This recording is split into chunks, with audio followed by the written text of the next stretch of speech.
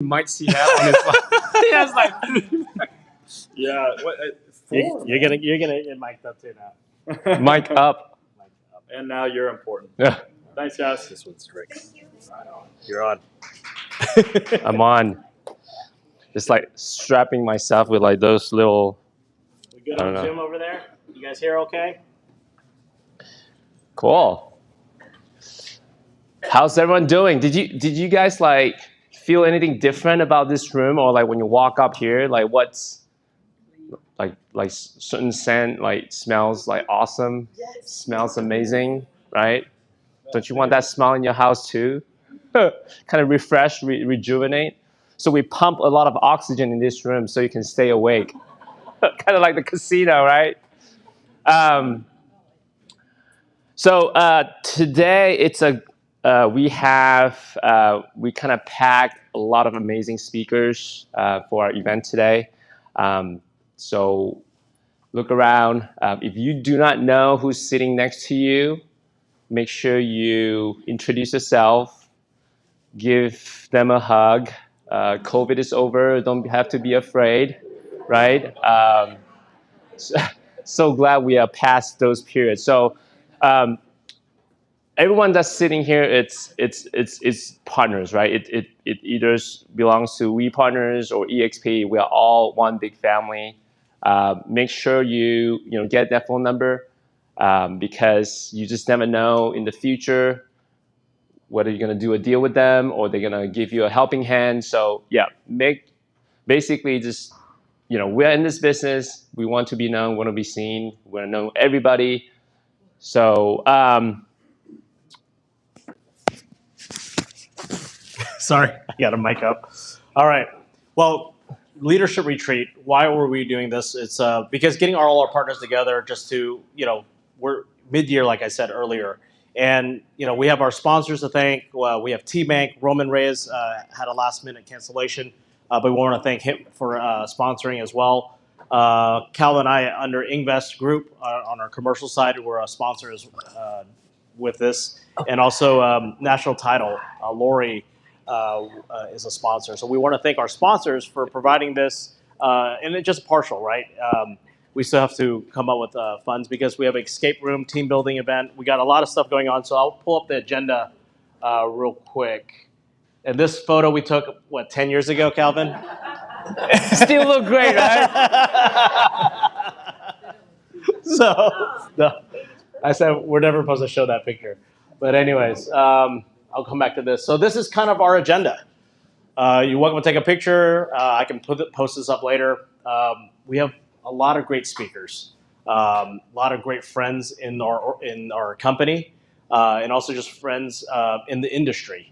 So, and just having these meetings together. I know that everyone has their own meetings. Patina has an 8:45 every day, right, with your team. We have a lot of stuff going on, and so just appreciate the time because as partners, we're all learning. Right, we're all here to learn and how to, be better entrepreneurs. Really, if you have your real estate license, you're an entrepreneur. You have your own business. You got to figure out how to level up. Later on, Judy Ratsamy will talk about bossing up. Right, you have to be your own boss, and you have to bring something to the table. Right, if you're a person that's like, oh, what can you give? What can you give me?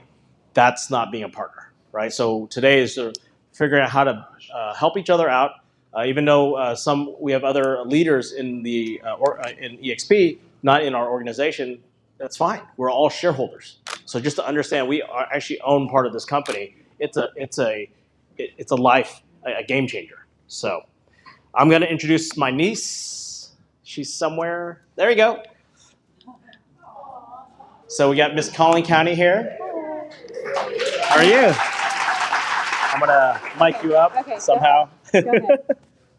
A few mics. You got my picture up there. Wow. Yes, got it. Okay, good morning, everybody. Nice to see you. If I saw you at another event, first of all, I want to say thank you so much to Daniel and Calvin for having me. Thank you to We Partners Network for being a sponsor of mine. I just got off of a weekend competing for Mrs. Texas representing Collin County, and I'm happy to announce that I placed top 13, so Dallas is big. Showed up and showed out, but I just want to encourage you, wherever you're at, today is supposed to be a fun day. It's going to be great. Learning about how you can be a leader. Everyone brings something different to the table, whether you've been in the industry a long time or you're a newbie. You have something to bring to the table. That's collaboration, that's leadership. You get to choose how you show up wherever you're at in the room. So when I was looking at the speaker lineup, I was like, wow, that's awesome. I also know some speakers in the room, so I'm going to be a little biased, but leadership is my jam. It's so much fun, but I encourage you, just lean in. Even if you don't think something applies to you, write notes, take notes. There might be some nuggets that you'll use later on. And you might surprise yourself. I surprised myself. Pageantry is not in my wheelhouse, but I took a leap of faith and I did something fun, and I might not leave it again. So I just encourage you, lean in, sharpen those leadership skills, and see what you can bring back to your teams, back to your offices, and you'll be surprised at what you see this year. So with that, I'm going to give it back to Daniel. Thank you so much for having me. I'm just going to be in the room writing notes in the back. Thank you. I remember Brittany was born. So,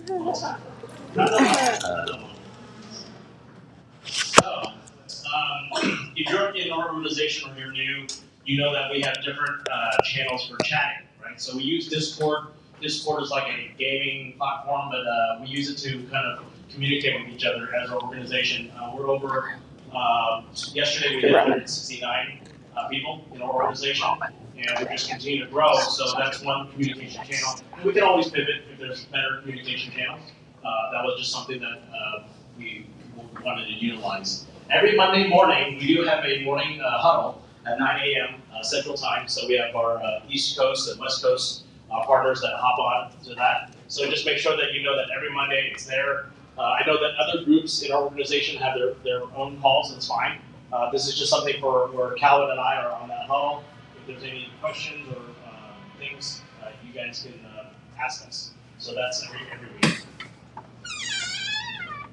So, what is We Partners Network? We Partners Network is a partnership that not only Calvin and I created, it's actually all of you guys, right? So it's no longer our network, it's y'all's. So our mission is connecting real estate entrepreneurs globally in a supporting and a collaborative environment by leveraging the opportunities to create wealth, community, and legacy. Our vision is to be 10,000 plus partners that are creating generational wealth and sharing expertise by 2030 and beyond. And it doesn't stop there. And that is a powerful statement, and that's a vision that our goals. And when you have your mindset that way, you know you're going to get it to. It's not from me; it's from you guys. So that's that. So Roman Reis couldn't make it, but he really wanted to share about your network is your net worth, and that is you have to understand, like, you're in the real estate industry, right? Your network is your net worth. So think about that, and as you throughout the day and you hear all these other speakers, that's powerful, right? Because I have all the real estate assets, but my children, if I pass one day, they can sell it all. But the network is powerful. They can't that can't be bought, right? So you just understand that. We're gonna have Lori come up of our national title and other sponsors. Lori!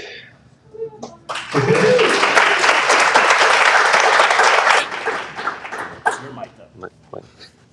Three mics today. Sorry. This way? Yeah. All right. Good morning, everybody. I am Lori Lindsay, National Title Group. My company sells title and escrow services. We close both residential and commercial transactions. We have 3 locations, the largest one being in Dallas. We have a Rockwall and a Flower Mound office as well. We are not geographically limited to those locations, though. We like to accommodate closings all over the Metroplex and actually all over the world. In addition to servicing your files that are closing in our office, we also like to help when you have a real estate transaction closing in other offices. We want to be a long-term partner. Sorry, my partner was supposed to be here with me. We're your partners. I know, thank you. It's okay. We're your partners. I was thrown for a loop this morning. He got called away. But I appreciate all of y'all being here and listening to me butcher this we want to be a long-term partner for you.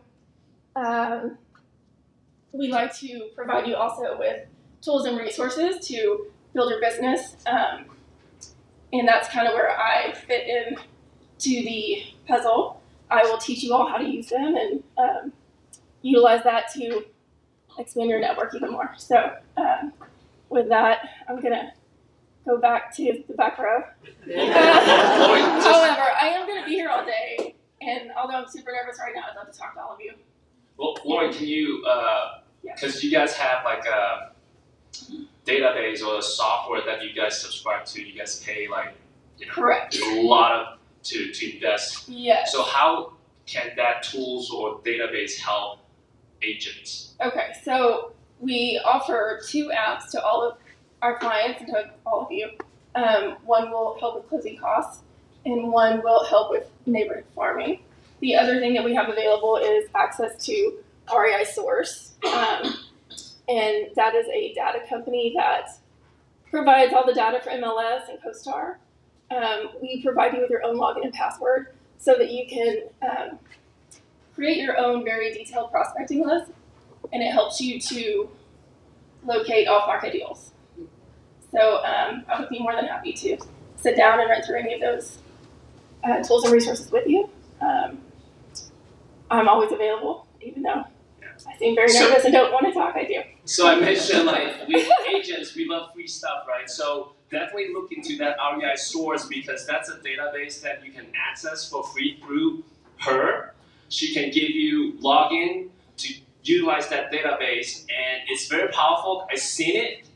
It has like mortgage information or debt information. So for instance, if you were looking in a specific neighborhood and you wanted to find people who had adjustable rate mortgages because obviously their house payments are about to skyrocket, we can look that information up for you. You can dial in and work smarter, not harder. Right. So. And it's for both residential and commercial. So like Lori has helped in the past, helped me on some of the buildings that I was looking at. I couldn't find who the ownership is, and I just gave Lori a call, and she went to that database, looked it up for me, because in commercial buildings a lot of time it's like either under a trust or LLC and all that. You have to really penetrate into it. But because of that database, it does provide those information. So definitely reach out to Lori. We are tapping into our title resources to provide all of you with as much data as possible to set yourself, a little bit further ahead of the next person who's also approaching your client. So I would love to help you do that. Well, thank you, Lori. Yeah, thank you. All right. So when I joined or partnered with EXP 2 years ago, I was connected to Ian Flanagan, and he's up next, and he's a social media guru on YouTube and everything. He's going to share what he's been doing. How many in your organization now? Few. So he's last number I checked was over 2,500 agents in his organization. Wow. So anything is possible, and when you find good leaders to partner up with and talk to and just kind of see, and I help him with commercial brokers that are looking at the platform and vice versa. So we leverage each other and just help each other out, because as the company grows, we're shareholders, right? We want the company to do well. We want to have talent come in to our company together. So that's it. He's handing it over. All right, we have some slides. Here's your clicker. Okay. Who wants to generate more business through social media? Am I in the right room? Yes. Who wants to generate more business through social media? All right. So I'm going to show you guys some things that we're doing with our groups that can really help you have a different framework for your approach to social media. So I call Facebook my meta CRM. It is now my social CRM. Just want to make sure I get the right button.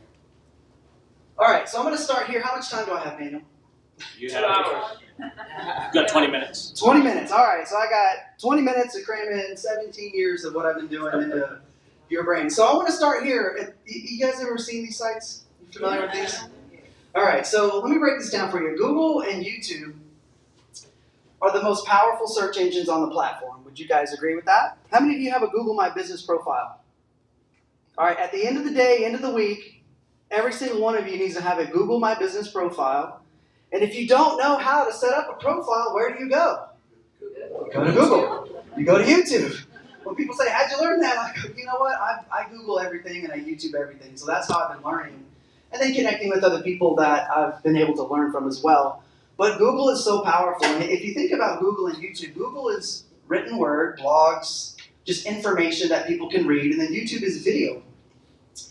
And it's so powerful. And those that choose, this is a choice. This isn't something that is not available for everyone. Every single one of you have the exact same opportunity.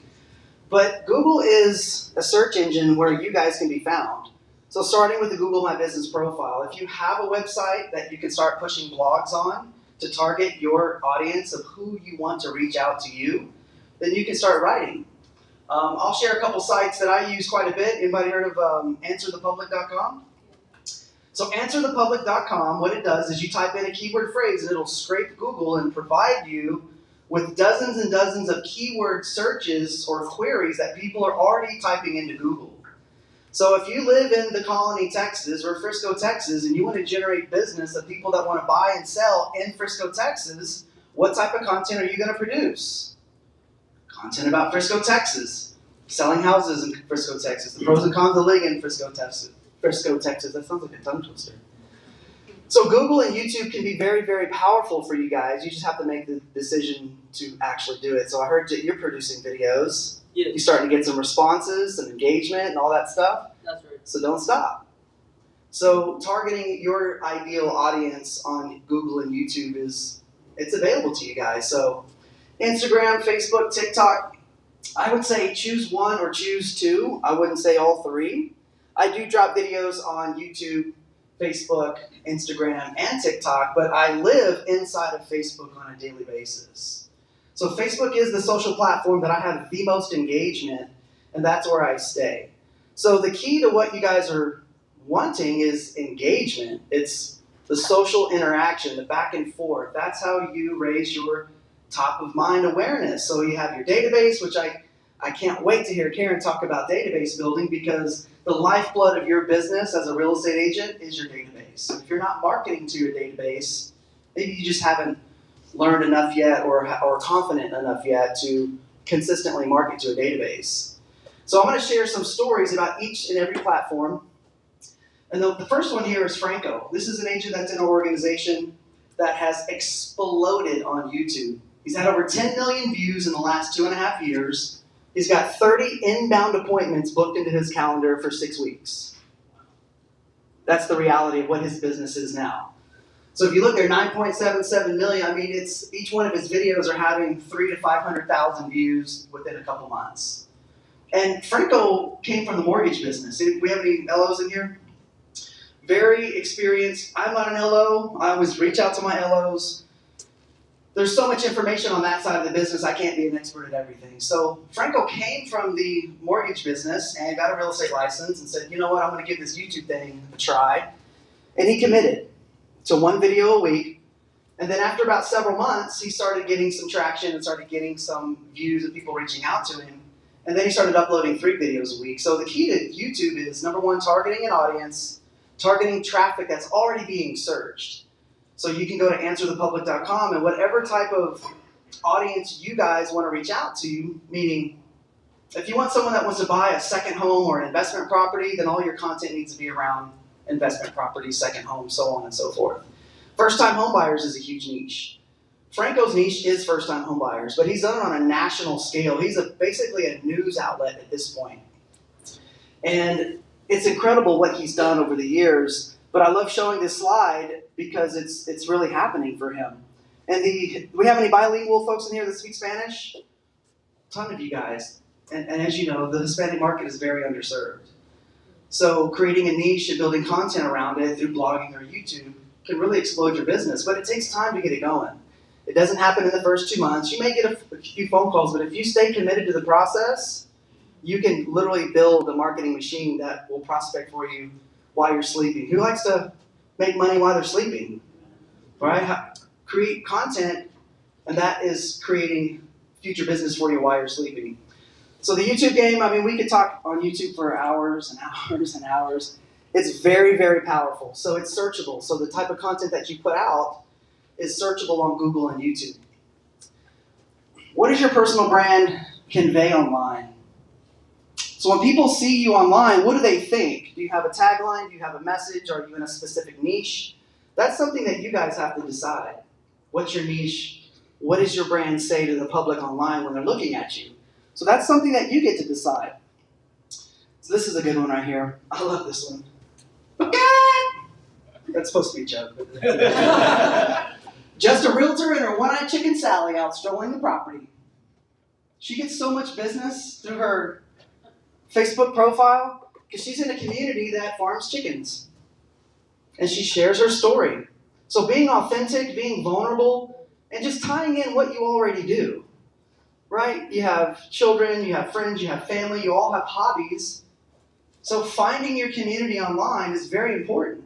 So one of the things that Francesca does is she is part of several Facebook groups, and she becomes friends inside these groups. And as she's becoming friends and having conversations with people, she's adding them to her friends list. So now they're seeing her feed.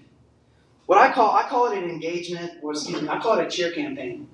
I have a full-time VA that's in my Facebook account, and she's just cheering everybody on. Happy birthday, congratulations, welcome to the group, thank you so much, welcome, congratulations. All day, every day, she's cheering on people.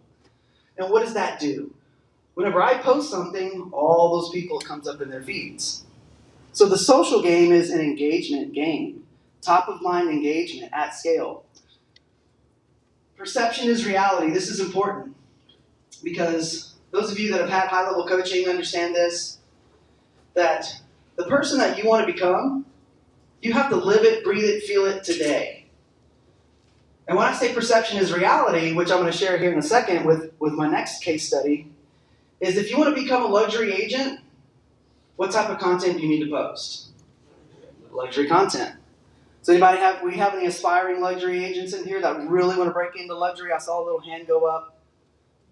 So all week, I'm going to give you a little blueprint here in a second. Yep, luxury. But perception really is reality. Not that that's a negative thing, but what you put out online is what people perceive. So if you're not doing anything online, there isn't really any perception. But if you're trying to break into a different niche or become a luxury agent, everything that you push out needs to be about luxury. The amenities, the lifestyle, traveling. You've got to live it, breathe it, feel it, and believe it. Because if you don't believe it, no one else is. Ali Nori, this is a good story right here. 19 years old, got his real estate license, started coaching him. I coached him for about 2.5 years. I said, what do you want to do? I want to sell luxury houses. What did I say? You can absolutely do that. So here's our strategy. Since you have a lot of time right now, I want you to start scheduling previews every week. I coached them on what to say. Right? Some agents aren't going to just let you show up to a $5 million listing. Right? You guys know that. But I want you to, every property that you go into, I want it to be a minimum of $800,000. So every single week, he started going into properties and previewing them, new construction properties. These are all properties around DFW. And all of a sudden, he had one video go viral on TikTok, 4.5 million views. Perception is reality.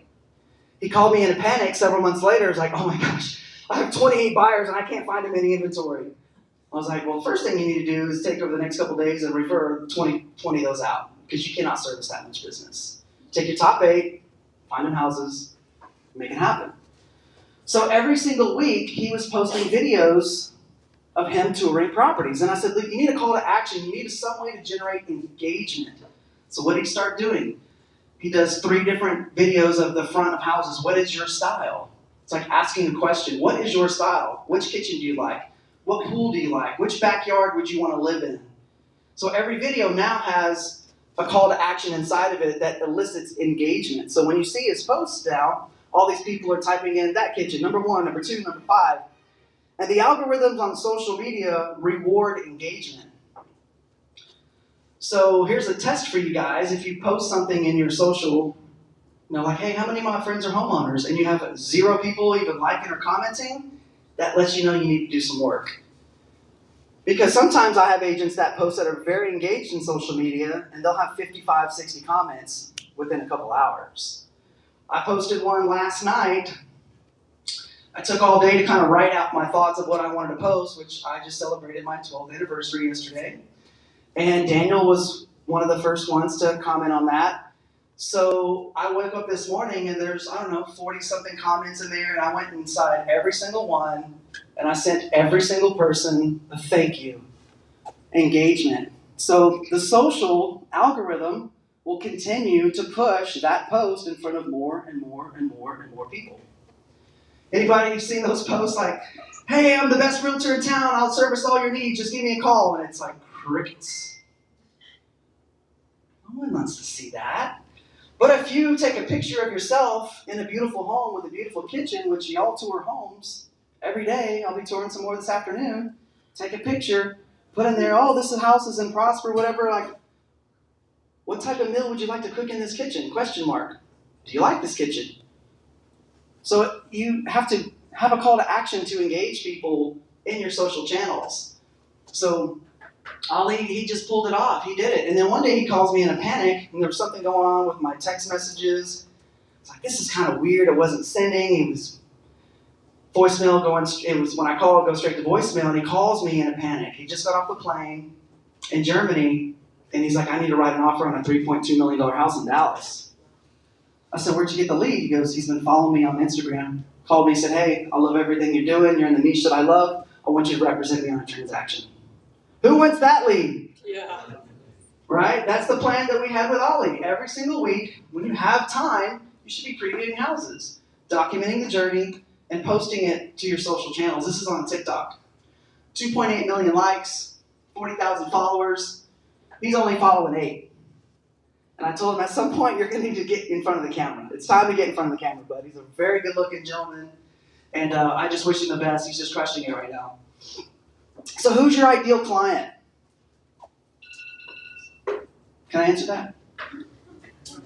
Who's your ideal client? Think about that. Do you have a targeted niche, a targeted client, of a very specific person that you want to reach out to you? That's what you build content around. But you really have to understand that. Here is Alejandra, Instagram. All of her business comes from Instagram. So she is targeting her niche and her market. Obviously, the family's important, so there's a good blend of real estating, showings, closings, the story. And then there's a part of your personal life that's important. Because if you're posting everything about real estate and you're not getting any engagement, I guarantee you start dropping pictures of puppies and kids, what happens? It just shoots up. I posted a video of my daughter when she was born. She was in the NICU, and I did a video, and I got really close to her, and she was laying there, and she's breathing, going 600 comments. It taps an emotional chord with people. That I realized that having a child later in life, that when you post things about your children, especially small ones, it just brings back the memories. Like now when I see babies, I'm like, oh. Especially little girls with bows in their hair, because I have a 4-year-old. And it strikes an emotional chord. So you have to blend in your personal life with your real estate. You have to be vulnerable.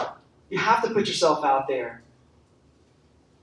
Let's see here. The next slide here on Alejandra. So here's some short videos she's doing, 5 reasons to work with a real estate agent. But look at the type of properties that she's putting out there. Do you think that she's targeting her ideal client? Right?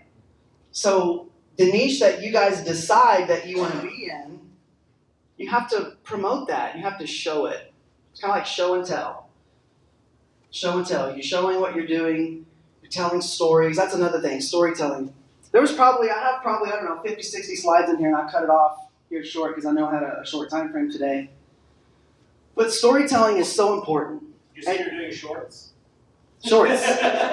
Shorts, I'd like to be in shorts. It's going to be getting hot. No, like... When I say short form video, 60 seconds or less, he's messing with me. So, but perception is reality, targeting your ideal client. So what you're posting online is very important to your niche and your brand. And you'll notice that some people are really, really good at it, and then you see just kind of random stuff by other people, and it's not really getting any traction. So you guys get to decide kind of what your niche is. Get to work. I love this one. Get to work. Get to work. That's just the only thing I really have to say about this is you just have to execute every single day, have a plan, have a process, get up and create. So my day looks like this. I wake up in the morning and number one, I try not to fill my schedule up. I know that's counterintuitive to real estate agents, but at this point in my career, I'm trying to eliminate my schedule. The only thing I want on my schedule is what time are we eating, babe? That's it. What time are we eating? I'm trying to remove myself from all this. So it's taken 17 years to get to this point. Anybody read Millionaire Real Estate Agent? Level 7? Right? Anybody on that plan? I know Bettina, they're level 7. Someone said, you must be really busy. She's like, no, I'm not. People will call me, he's like, I'm so sorry to bug you. I know you're busy. I'm like, I'm actually not. I got a 5-hour gap and dinner at 5. I'm good to go. I go pick my little girl up at 4:30. I block my time with my daughter. I'm on my daughter's schedule. So this was a rush to get here, to get her out the door, get her dressed. Right? I usually don't take an appointment until 10 a.m. because that's just how I chose to operate my life and business. So that's the thing about real estate is you guys can design your life. You guys can design your business. So I'll share a few more things about working with virtual assistants and all that, and I'll hand the mic back over. So back to the virtual assistant thing. Any of you guys think that you waste about $400 to $500 a month on just random stuff? Dinner, coffee? Everyone kind of shakes their head, right? So I'll encourage every single one of you to go through your expenses today, this week, and find $500 a month where you can hire someone to replace yourself in a lot of tasks. Your first virtual assistant hire should make you money, should help you prospect, should help you do the things that is a task repetitive, right? Texting, emailing, all these things. I specifically hired a virtual assistant to be the extension of myself because I can't bang the keyboard all day long. I can't be sitting there on social all day long, right? But if I want to engage people at scale, I hired someone to do it for me. So all day, every day, it's my cheer campaign. We have several groups, I have several hundred people in my custom friends lists. But your virtual assistants can really change the trajectory of what you're trying to accomplish. So don't overlook it. Figure out how to make it happen. Onlinejobs.ph is where you can find them and hire them. So I pay my virtual assistant about $3.50 an hour. That's a little over minimum wage in the Philippines. And she's very dedicated and just, she's grateful for me and I'm very grateful for her. But just making it happen, taking it to the next step. So your social strategy should include your business, your personal life, and your hobbies. So get serious about scheduling. I use you can flip your Facebook profile to a creator account, then you can start scheduling posts. On your personal feed, your business profile is good for running ads and is good to be found online, but if you're not spending money on your Facebook business, then there isn't, when I say business profile, if you're not boosting properties, you're not going to get any traffic. But the free way is just engaging. Just mass engagement. The same thing with your database, which I can't wait for Karen to come up in here because this woman has worked with top producers for multiple decades, and there's some commonalities that top producers do that everyone else takes, I don't know what it is, it takes them a while to figure it out, that nurturing a database. So social CRM, meta CRM. Use your database in tandem with your social profiles. So if you call somebody out of your database, you need to make sure that you follow up or put them in a custom list on Facebook so you can drip on them, be top of mind. Because whoever's top of mind gets the phone call, right? That's the name of the game. So all of you can raise your top of mind awareness by just being a little bit more intentional and understanding that social media is about engagement. That's the biggest takeaway here, is just the engagement with social media. And if you can incorporate virtual assistants in your business, I would highly, highly recommend it. Then you can start planning out your social strategy. So think of your social media as an extension of your CRM, your database, because you can actually upload your database into Facebook and you can target the people that are in your database. And the whole goal is to stay top of mind with folks. Questions? Anybody have any quick questions they'd like to throw out here? Alrighty, Daniel, thank you so much for inviting me. I hope I added some value to you guys today. Thank you, appreciate it. All right. There's the clicker. Yep. All right. We have Brittany and our managing broker, Karen Richards. We have the honor. So some people think about EXP is just everything is an avatar. Well, Karen is not an avatar, and Brittany is one of a team leader as well. Yes. So. Have you ever seen Karen's avatar in the world though? It's always dancing. Yes. She comes out. She's like that in real life too. She's like that in real life too. So awesome. Well, Daniel asked me to come up here and introduce Karen. So I'm Brittany Stewart. I have a small little business center, I guess you could say, in McKinney. And I was introduced to Daniel by Karen because commercial is a whole nother beast. I'm a residential realtor. So I'm so happy that I have met Daniel and Bettina and some awesome people. But I have had the pleasure of knowing Karen for going on 9 years. Karen and I worked together in a capacity at our previous broker. I was a team leader there. Karen was the broker and productivity coach. I jumped ship and went to EXP last year. And I cannot tell you how honored and blessed I was that Karen called and said, Brittany, why did you leave? And I said, Karen, you have got to get here. There are certain people that we meet in our network that we have a pleasure that we always want to align ourselves with and that we want to do business with. And I connected Karen with another friend that was a broker for EXP at another state. And Karen joined, and I'm telling you, it has been amazing to work alongside. She calls me her mini-me, but love working with Karen, and she is one of the managing brokers, and her energy and what she has brought to EXP and the Dallas market has been phenomenal. There's a lot of us that are team leaders that connect to EXP. We are not in the same organization, so you don't have to be, but we are really creating something amazing here in the Dallas-Fort Worth area. And without further ado, Karen, I want to introduce, has been helping us to get there. So thank you, Karen. Let's do a selfie first. All right, I'm going to take my mask off, and I'll tell you a little bit more of that in a minute. We got to get this, if I get it. Y'all might have to help me. You know me, and I'll do this. Oh, there it is. I got a new phone, people. I do the, yeah. I haven't done this. Look. Yay! Hang on, let me get a couple. Oh, there's Daniel. We gotta get Daniel. Daniel visits me in the broker room all the time. Uh-oh. Not for questions. No. Now, I do wear a mask because of my husband. And so forgive me on that. And I will make sure you can hear me. Can everyone hear me okay? Yeah. All right, well, I am one of your Texas brokers. We have 12 of us. Can you believe a brokerage has 12 brokers to help their agents? Do y'all know how powerful that is? I was a broker for KW, I'll just say it, for 8 years. And by the way, to follow you, oh my God. What were y'all thinking? Why did I have to follow Ed? Not fair. Anyway, I was a broker for KW for 8 years in 2 different offices. And it was, I couldn't help everyone all the time.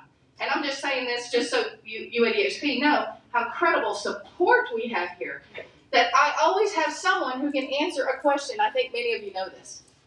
And then EXP is an amazing company. And I just want to add to the YouTube. Y'all may not know. Real estate changed my life. I started in 2003, and I met my husband a couple years later, became disabled, hence the mask. Anyway, and because of real estate, changed my life. We could not have done what we did if it wasn't for real estate. Who else can say that? Some of you can. I know you can. And if I give you a little bit of tidbit today to change your life, I've done my job. But first, on the Texas broker team, I want you to know our entire reason to be here. Adina's smiling. She's my buddy. See, she was at another brokerage with me too. I know a lot of y'all. Is to serve you, help you accomplish your goals. Use your teams, use your mentors if you're with EXP currently. Use the broker team for a coaching call. Don't come just see us. Daniel comes see me all the time. Like I said, not for questions. He has people who want to come to EXP. I jump out and I wave at him and I dance for him, don't I? Just to have fun. But the point is, we want to show them that we have people to serve the agents. That is coming from the top. And that's what I want to share with you. We are the Make It Happen Club. We make it happen for you. That's our entire directive. So enough of that. Let's get into some fun stuff. Now, because of my husband, he started YouTubing. My husband has become an influencer over the last decade with YouTube. We don't have as fancy a channel. He only has about 19,000 subscribers. And we get the craziest junk that shows up every day. We're, because of motorhoming, we RV, and we videotape state parks. You cannot hold it against me if you see me on YouTube. I'm yappy, and he does not make me look good. No, not bad, but just, I'm not always in makeup and hair and everything. I'm kind of looking yucky, but anyway, YouTube works. He is 100% right. I can personally validate it just in my husband's part-time gig that it's really done well, and it's consistency. And that's what he told me too. It's every week you've got to post something. Don't worry about what you look like. It's what you look like. All right?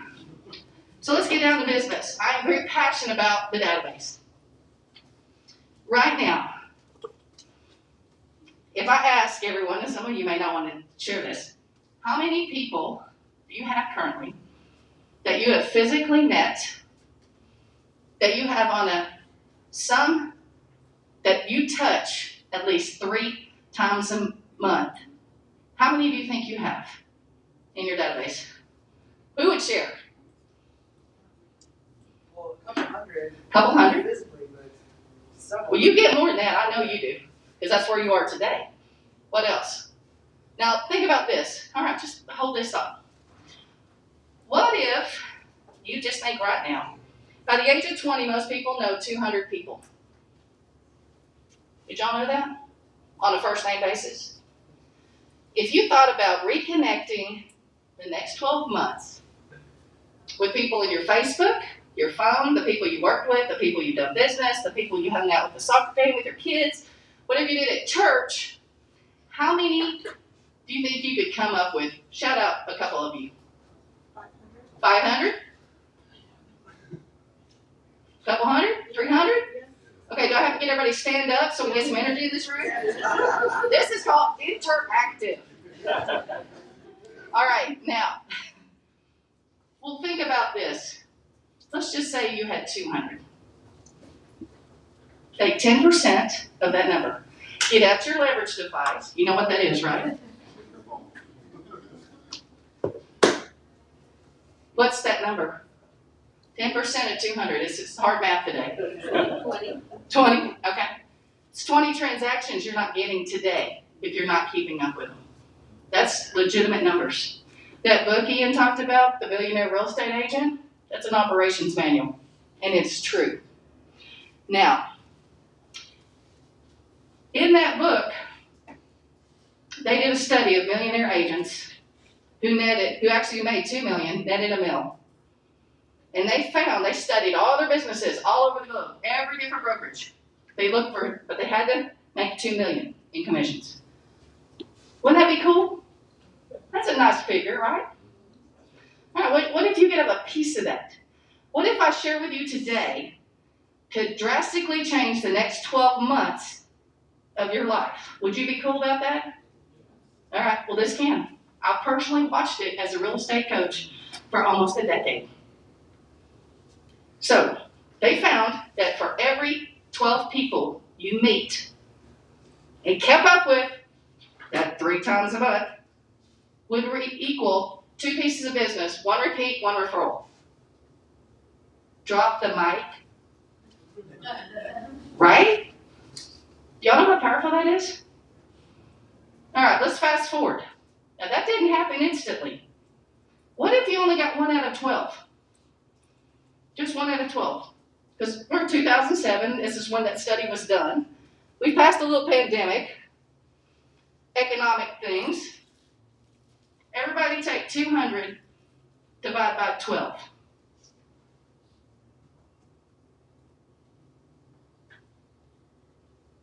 This is hard math. 16.6 transactions a year. If you did 16.6 transactions in the next 12 months extra than you currently do today, new or seasoned, what would change in your life? Because that's over 6 figures on an average. Am I right? Right? This is easy. Now, let's chunk it down. Okay, does that get you excited? Yes. All right, now, if I ask now, I want everyone to be honest about this. If you have to, meet new people. If you could meet new people every day, 5, 2, 10, and you committed to 44 weeks a year, I'm going to let you have 2 months off. 5 days a week. How many would you get a day? Come on, y'all. How many of you could you commit to daily that you could meet? How many new people? 2, 3, 4, 5? What is it? 5? Remember, you got to do this. This is commitment. That's the difference in the game. Anybody else? 3 to 5? 4? Okay. How about we're going to take the part-time approach? 2. Right? 2. I'm going to share how you do that too. Can everybody do 2 a day? 10 a week? You can meet vendors. You can call your database and say, hey, who do you know I should know about that I can help grow their business? Hey, who do you know that might be looking for investment properties, or do you look for investment properties so I can get you on the list when I come across some cool deals and improve your financial situation? So that's pretty reasonable, right? So 44 weeks times 10 is what? That's tough math. I told you it's algebra right now. 300. Take 440, divide by 12. 36.66. Icon level, right? It's icon. That's how powerful this is. You've got to chunk this down. Now, we've got to put it on that system. Now, for so far, everything I've just shared is free, right? Free. I like free. We can do YouTube, we can do social media, we can do marketing. That costs money, time, and it's marketing. This is face-to-face prospecting, the most powerful tool. And when you do more like marketing and social media, it's more like 50 to 1 results than 12 to 1. So this goes faster. You should do both. Now, how about this? What am I going to call them? We got to set them up system. You must have 6 calls a year. So you start in January. Maybe you take the database that you start building. You divide half is February, half is January, right? January, Happy New Year. How you been? How's the family? What's happening? That's it. Can you do that? I don't need to call everybody and say, who do you know wants to buy a house? That would drive me crazy. How about you? Wouldn't that drive you crazy? Okay. Now, then the other half, they get a call in February, right? Now, 6 times. That is the key to the results, by the way. 6 is a minimum. So how about 6 texts? Personal. Not a mass text. How's the family? Did y'all have a good soccer game? How's your dog? I'm a dog thing. I got a dog thing going, if you know me. And it could be anything. Who do you know that I should know about? Do you have a vendor I should know about? Right? So 6 texts a year. We're to 12 touches. Are we still free? Yeah. I'm making this simple because this is the key to success in real estate. The number 1 fastest way to success. Now, how about 1 email a month? Now, who likes emails? Did you hear me? I said 1, not 10, not 20. Don't put me on 50 drip campaigns. 1. Because you only want 1 so they see your information come across just so that it's subliminal in their mind who you are. That's it. That's why you don't want to overdo the email. So we're at 24 touches and we're still free. Now on your emails, don't worry about what's in it. Call your local title company and get some free information. They send out the fireworks schedule. They send out all kinds of things happening in your city. They send out market reports. Why would you recreate the wheel?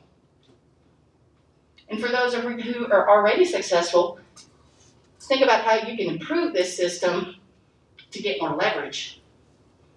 Right? Is everybody excited? Yeah. I mean, are you getting, you see the bigger picture now, right? Now, we got to add on more. We had 24 touches. How about 6 social media posts on their personal Facebook page? You have to schedule time for this. This should be purposeful prospecting 2 hours a day. This is your prospecting. Just reaching out and having a good time with people. We're at 30. We only have 6 more to go. Write a couple personal notes, right? Do an event if you've got the budget. Like we're at an event today, aren't we? Yeah, invite them. And you can send, I talked to an agent I worked with here years ago in Austin, and she told me about the #1 producer in Austin in that company at the time. He took with his, now this is when you develop, depending on where you are in your business, he actually, it gets so hot in this mess. But I promise my husband I'll wear it. What he did with his top 25 people twice a year, so think about this long term. Top 25 referral people. They sent like 2 personalized things like personalized towels, mugs, things like that, books, cool books, things like that, twice a year to those. That's when you have budget. I made this very boring so far, haven't I? Yeah. There's a reason for this. Success is boring. That's what creates success over and over and over, doing the same thing over and over. Oh, in that book. But it works. Now, when I call, there's so many things you can call about. I'll just give you a couple ideas. You can say, hey, Daniel, man, how's the family? It's June. I just want to let you know, I've got a great fireworks schedule, and I'm sending it to you, and I hope you have a fabulous 4th. That's how simple this is. Does anyone have something they do that is very successful? Vendor list. Vendor list, okay, that's my favorite. All right. You can also create an incredible personal, I call it personal professional service provider. Vendor. I like professional service provider. And what I do, so you can reach out and call someone. I can call, I'll put Brittany on the spot. Brittany, your local CPA. Hey, Brittany, it's Karen Richards. So this is how you can add your database with vendors, besides calling your database for them. So Brittany, Daniel gave me your information. You're a local CPA, right? I know. Well, I'm a local realtor, and the reason I'm calling is I never have enough CPAs in my network for my client sphere, people I know. Are you taking on new business? Well, good. Now, if you said no, what could I say? Anybody know? Who do you go to? I'm not going to get upset and go, oh my goodness. I had an agent one time say, well, the HVAC guy was busy in summer. They all are in Texas. What are you talking about? Of course. Anyway, so I'd say, well, you know what? I might be able to add to your business. I'd love to meet you for 5-10 minutes via Zoom or in person. Let's hook up, and I've just added to the database. You can door knock to add to the database. You can call your database and ask for vendors, people they know, people, who is in your network I should know about just because they're cool. It doesn't matter. And that's how you can grow this. Does this help? Brilliant. Is it? So simple though, right? The key is simplicity. We go off. When I sit in the broker room, we're not answering questions. And I'm talking to new agents here, really. They get all wound up with their KV Core side. That doesn't bring you business this week, right? Database does. They get tied up. I'm going to get my YouTube channel. I said, how many people have you put in your database, in your customer relations management tool? And they're like, none. Okay, well, let's start with the basics. Use the marketing too, but get the basics first because that's the fastest source of business. Now, lastly, are there new agents in the room? Just a few? Come on. There's more than 1 or 2. If you've been in this less than a year, raise your hand. Thank you. Okay. Finally got some honest people. No, but I want you to know something. One thing you should know as a new agent, and this will share with the seasoned agents, because they might get an idea here. When you're a new agent and you just get started, the numbers are, it takes y'all might know this, you may not, it takes 100 to 120 to 140 talks. That guarantees an appointment. It's a guaranteed. But real estate has to enter it. Like they have to know you're in real estate. Or something about real estate comes up. I can prove this. It's already been proven, but even in my coaching groups it helped. So I had a coaching group, we were doing accountability, and I said, all right, who got an appointment this week? And I had 2 go, me. I was great. How many people did it take you to call? One said 121 talks. No joke. Another one, 111. So if you're new, I share this to help you. It's a numbers game. Don't panic, you're going to talk to 100 people to get an appointment. No, that is a guarantee because you'll hit enough people to get one. Now here's the next cool thing. You seasoned agents, if you're not doing this, you should be. Tracking your numbers. So I have another agent, top producer now, very quickly a top producer. Second year in the business, tracked her 12 months of talking to database. They counted it for a year with her coach. They dialed it in for every 36 people she said hi to. These are just people like, hey, how you doing? How's it going? How's the family? We're not talking people leads and things like that. We're just talking database. She got 3 leads, and for every 3 leads, she closed a deal. Out of 36 people, do you see the difference? That's the power of the database. Now, who's ready to go talk to a couple people?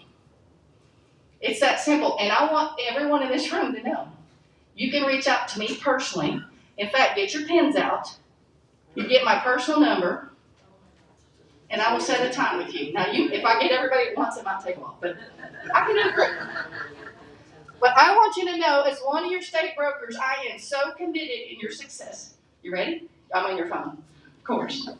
I feel special. No. All right, I have a local number. If you're local, you can look me up in MLS, but I have to give you my office number.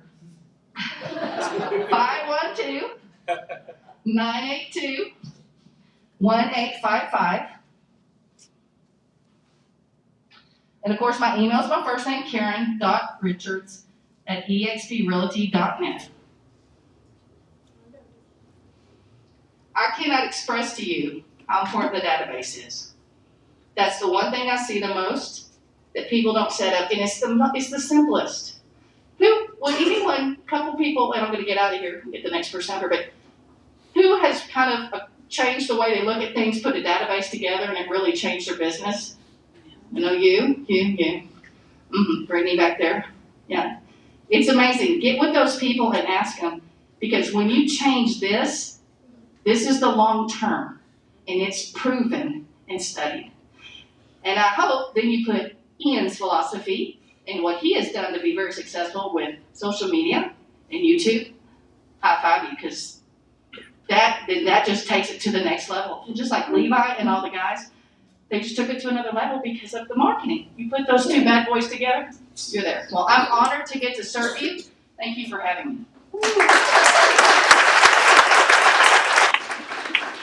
you, Karen. All right, our next guest is from the Asian Real Estate Association. She's also in the title business and everything. Darlene Clark is a good friend of mine. So appreciate her coming up here. So another thing about database, right? Your network, right? So when I joined ARIA back in what year was that? 2010 when we went? 2011? Yeah. Somewhere around that. Yeah. So we went to a national convention. Calvin and I, it was in Vegas, I believe, and we just met a lot of great people in the organization. And from there, just creating our chapter in Dallas, and then helping Austin get set up, and Houston and San Antonio, and just it's like a family, right? And then meeting people like Darlene later on as well. So, but I'm no longer on the board. I was the past president in 2016, but I'm glad that there's a lot of leadership that's taking charge, and because we set the foundation. So, Darlene, take it over. Thank you. Passing the baton, literally. So, I joined ARIA back in 2017. As Daniel was leaving, President, one of my friends, Kathy Capps Warren, was coming in, and that was my first event was installation for Kathy being president. And so it was amazing. It's always around, Lunar New Year's, and it's an awesome event. But let me go back. #WeServe. You should be serving on some association. We'd love for you to join a committee. Everybody is unique, and you guys have special talents, and you should be putting yourself out there and getting back to the real estate community, right? Also, your network is your net worth. So join a network and watch your net worth grow. I started in mortgage back in 2014, and I went to an event, and there was a past president for Women's Council of Realtors Collin County, and she said, "Hey, you should join Women's Council." And I said, "Oh, okay, I'll think about it," right? So I eventually, months later, joined, went to an event. It was a lot of fun. And then she said, "Hey, you should join a committee." And I did. And then they were like, "Hey, we have this position open." And I just said, "Okay, yes." I just basically said yes. If they asked me to do something, I said yes. I showed up, right? And that's life, right? People ask you to do things, and you say yes, and you show up. Voluntold? Yeah. Voluntold. Exactly. So, Women's Council. When I started and I joined, and I learned so much. One thing I learned is how to create an event on Eventbrite, and then connect it to my Facebook, Women's Council Realtors business page, right? And then someone in Women's Council told me how to create a list in my friends list, a group of realtors. So then when I'm out meeting realtors, I friend them on Facebook, and then I put them under realtor. So then when I'm out going to different events, whether they're Women's Council, ARIA, CCAR, all these different networking events that I go to, I'm going to invite all my real estate friends, right?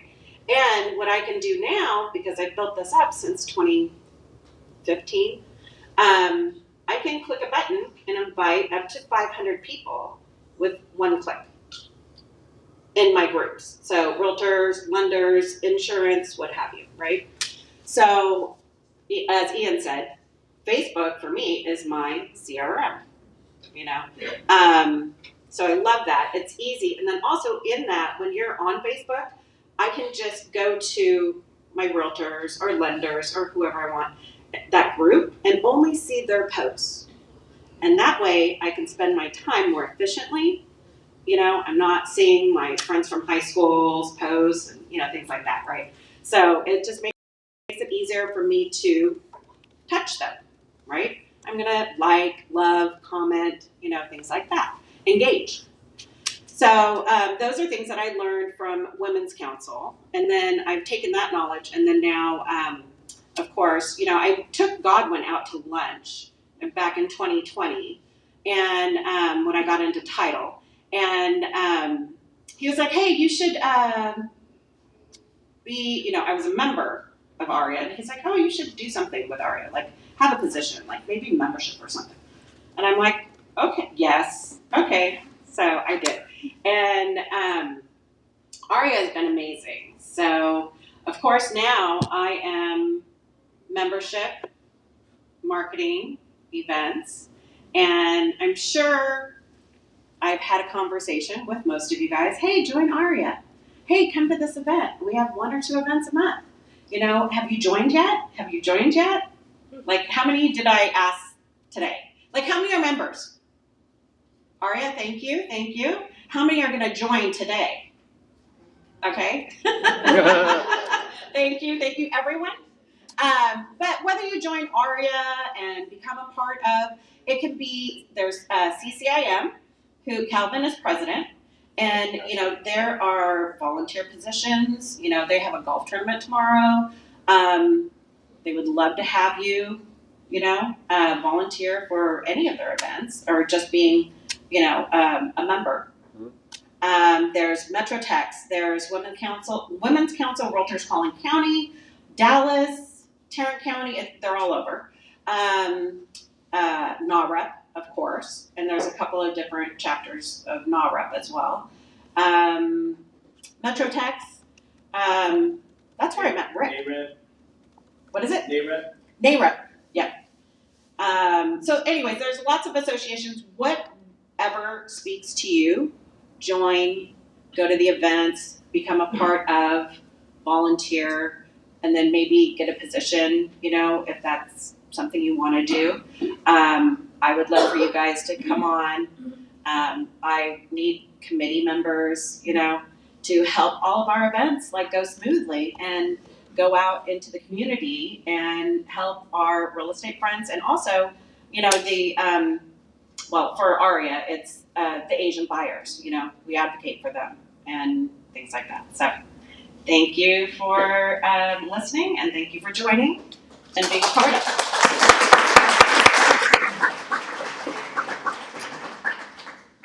All right. So we have another special guest. We have Bettina. I met Bettina maybe a year and a half ago with Rent Go at this his suite one time, and then but didn't really get to know you until we were volunteering for our North Texas rally, and just seeing her leadership.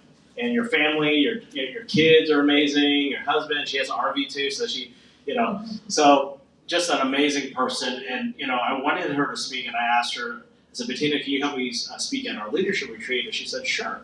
And then she asked me, what do you want to speak about? I was like, you're just authentic, and could you just talk about that topic and whatever you want to share? So, yay! Thank you. Thank you. Can you imagine? And she got me this book today. Yeah. And I'm not a big reader, but I said I will read this. By when? By when? By when? So the vision is by June 1st. June 1st. So before I go to, I'm going to carry this with me to Orlando, our shareholders, and it's going to be in the plane with me. All right? I love that. So you got to keep me accountable. Yay! He's committed, right? Yeah. So, guys, when he said authentic, I was like, I don't know that I've ever spoken or shared on this subject. I'm a realtor, right? I know contracts, I know negotiations, we can talk about database, we can talk about all that stuff, but being authentic, I was like, golly, right? And then I thought, holy moly, it made me reflect. And I'm so grateful, Daniel, that you asked me to speak on this topic, because during that time, I reflected. Right? I reflected through the seasons of my life. So take a minute and reflect in the seasons of your life, right? The good seasons, the ones that brought you joy, the ones that filled your bucket, right? Then think about the seasons that kind of sucked the energy out of you. Just take a minute. The ones that sucked the energy out of you, were you being truthful and real with yourself, or were you trying to be something that somebody else told you that you needed to be in order to achieve what you needed to achieve? Right? Now think about the times where you were honest with yourself and you were really, really, really going for what you wanted to do, how you wanted to do it. Did that fill your bucket? Did that make you smile? Right? So many times, he talks about being consistent on social media, reaching out to people in our database, right? And making it personalized, right? And, giving back. And sometimes our first instinct on that is I don't want to talk to anybody. I don't do anything. I don't have nothing to give. I don't have it in me. Don't want to show up. Why? Because it sucks. It sucks the energy out of you. It sucks. That's the definition of sucks. When something sucks, it sucks the energy out of you, right? Truth? Truth. So then you're so what does it take for us to show up authentically? This is, if you want to know my process in thinking through this, Because again, Daniel, thank you for really helping me through this, because I'm 50 years, I just turned 50. I'm trying to find, thank you, I made it. Half a century. But are we still finding ourselves? Are we still discovering who we are? Right? The key here is that we're more happy with who we are today than we were a year ago. Right? And what was I saying? I haven't changed, Ian. It's just who I am. What was I saying? What was I talking about? Showing up, not sucking, filling your bucket, doing all those things, right? Consistency, right? The reason we don't want to do a lot of these things is because we're wanting to be something about something else. Goals. I get it. Now I know where I was at. Vision. You have to envision what you want to become. Right? If you think about it, the person I was at 18, 19, 20, 21, 22, 23, do you know what I did? I partied. I could have kept going. Y'all didn't have time, I partied. That is what I did. That was my season. Right? And a lot of times we have judgment, and they're not always positive on the season that we went through or who we were. Sometimes that judgment is not positive. But golly, I was sitting in my aunt's house. They were concerned I wasn't going to, make it through university. I didn't. I partied for 8 years or so, off and on. True confession. But my dad, who was honest, always very honest with me. He told me from the very beginning, Bettina, university isn't for you. Just don't go. It's not for you. It's not who you are. Don't go. And he kept telling my family, who had my best interest at heart, you need to go. How are you going to be? That's what successful people do. My whole family, they went to Oxford, MIT. They're all, that's those people, right? That wasn't me. And he kept on telling them, he's like, leave her alone. She'll figure it out. Let her figure it out. Right? And I went through seasons that other people judged. Right? You can choose to allow other people to judge your life, or you can choose to take the lessons that life gives you and be grateful for each one of them. I tell people all the time, I made some bad choices, and I'm so grateful for them.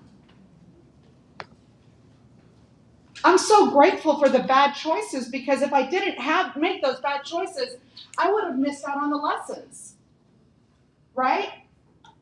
So here comes the next part of being authentic. Have less judgment. Have less judgment. Have so much less judgment that you just quit judging. Right? How freeing is that? In fact, I was at a conference. You were there. He said the reason there's so much more stress now is because all the judgment that we have. Now, we do it without realizing that we do it through social media. So if you can leverage that out, yay. Because every post, you have to make a decision. Do you like it? Do you love it? Do you heart it? Do you laugh about it? Do you comment on it? Do you don't comment on it? What do you say? If I said something, oh my gosh, every single thing on social media. But then you have those people, who's that guy on Apple, and they did a big thing, and his big thing was, I wear the same thing every day. Thank you. Y'all all know. Why did Steve Jobs, if you didn't hear, Steve Jobs wore the same thing every day. Why did he do the same thing every day? One less decision. For those of us who's already been scrolling on social media, how many decisions have you already made today? And you've got these high performance folks wanting to make one less decision. Every judgment that we make is a decision that sucks the energy out of us. And we give it away. And if we don't have the energy, how easy is it to show up authentically and true to yourself? Because we're judging. And really, that judgment, when we have a judgment on somebody else, right? We're judging somebody else. Is it a real, authentic judgment on them? No. It's a judgment on what? Ourselves. So if you want to know what we think about ourselves, go ahead and start thinking about what you think about other people. You want to love yourself more? You want to love yourself more? What's the best way to love yourself more? Go love somebody else, right? Go love somebody. So let's take 30 seconds and love somebody around them. Give them a high five. Give them a hug. Give them some love. No. Rewind. Stand up. Guys, stand up and love somebody. Stand up.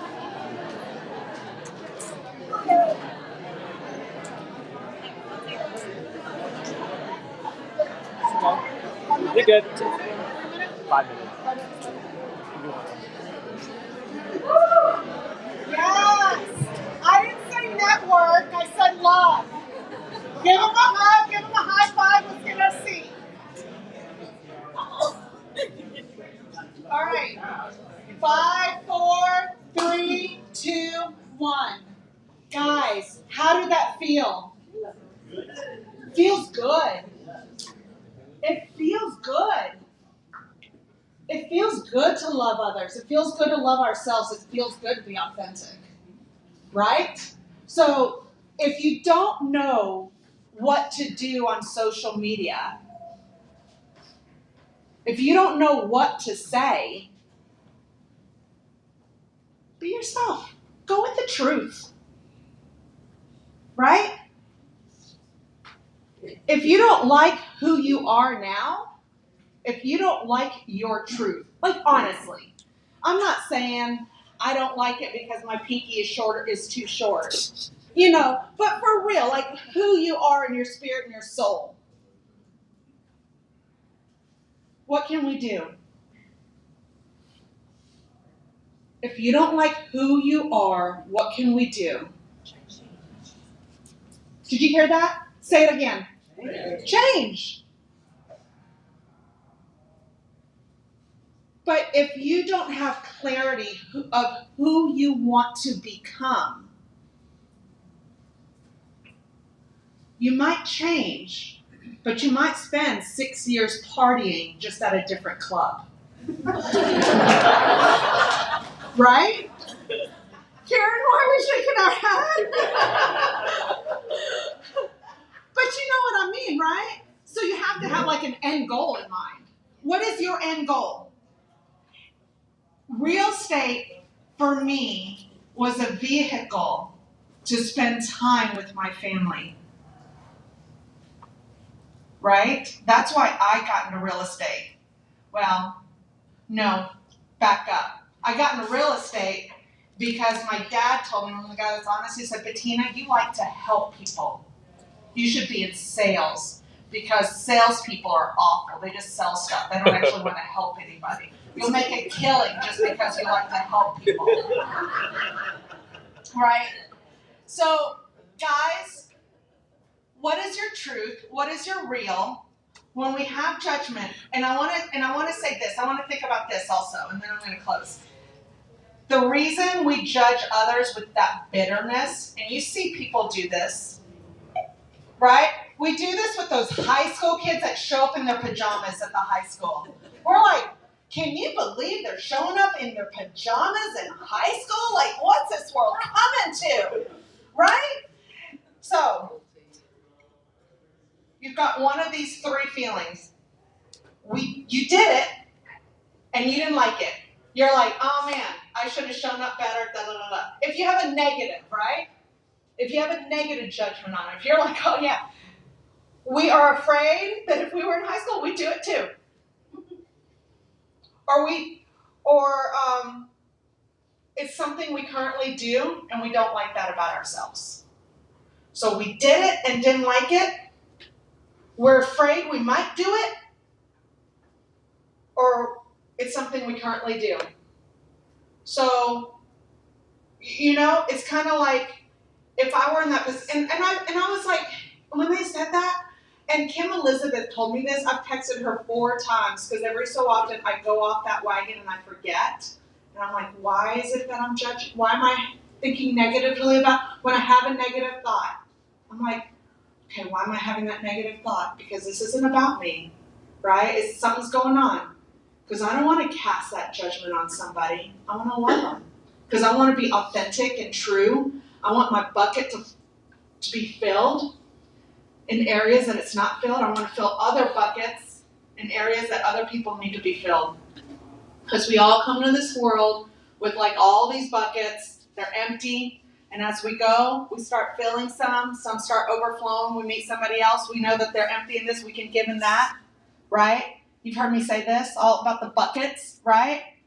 Did that make sense? Like you have these buckets. Some of them are empty. Some of them are kind of full. Some of them are overflowing.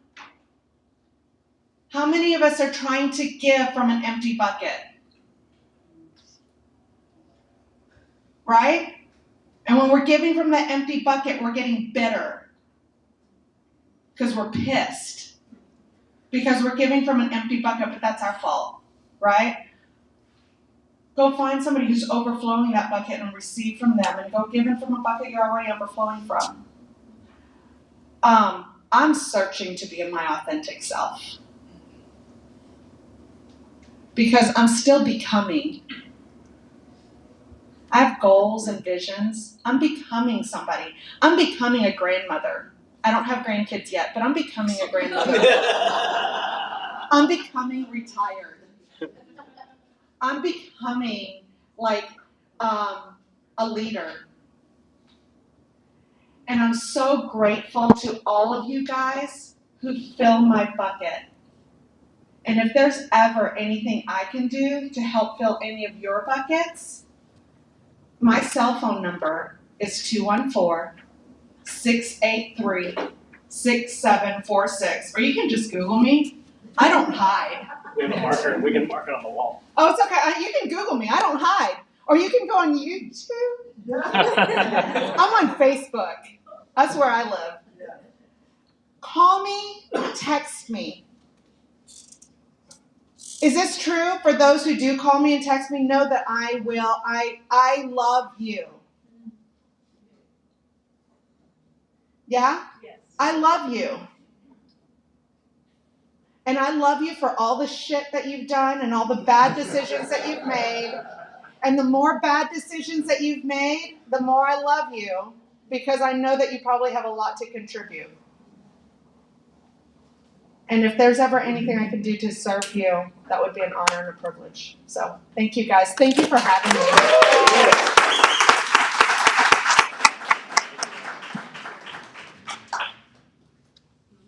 All right.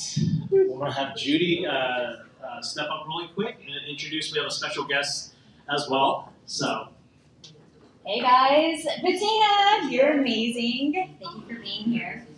Wanted to introduce Cliff Bogard, our EXP commercial state broker. We have, of course, our residential and commercial, so it's great that you're here, Cliff. Give me a hand. All right, well, I didn't know I would be speaking today, so they just said I was going to be speaking. So in any case, how many folks in here are commercial? All right, and you're EXP commercial, of course. Now, how many folks are residential? Residential, okay. Well, we've got some great things going on at EXP Commercial. We have some announcements that we're going to be making at shareholders. We've got some commercial. We have some commercial icons.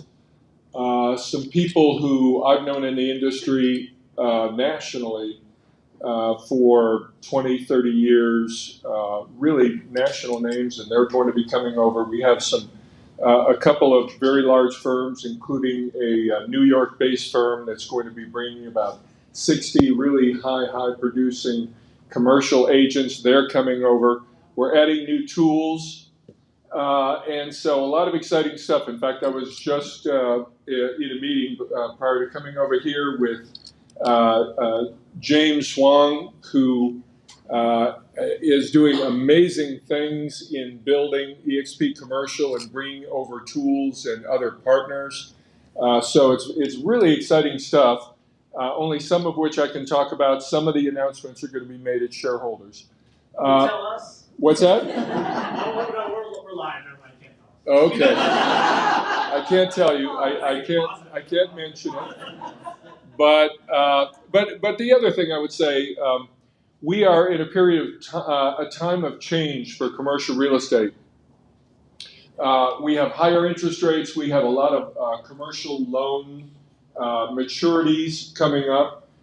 For those who aren't familiar with commercial loans have shorter terms than their amortization periods. So we have a lot of commercial loans that will be maturing that need to be renegotiated. There'll be some big balloon payments, and at higher interest rates, a lot of these properties, especially there's a lot of talk about office properties being in trouble. I can tell you that there are opportunities there.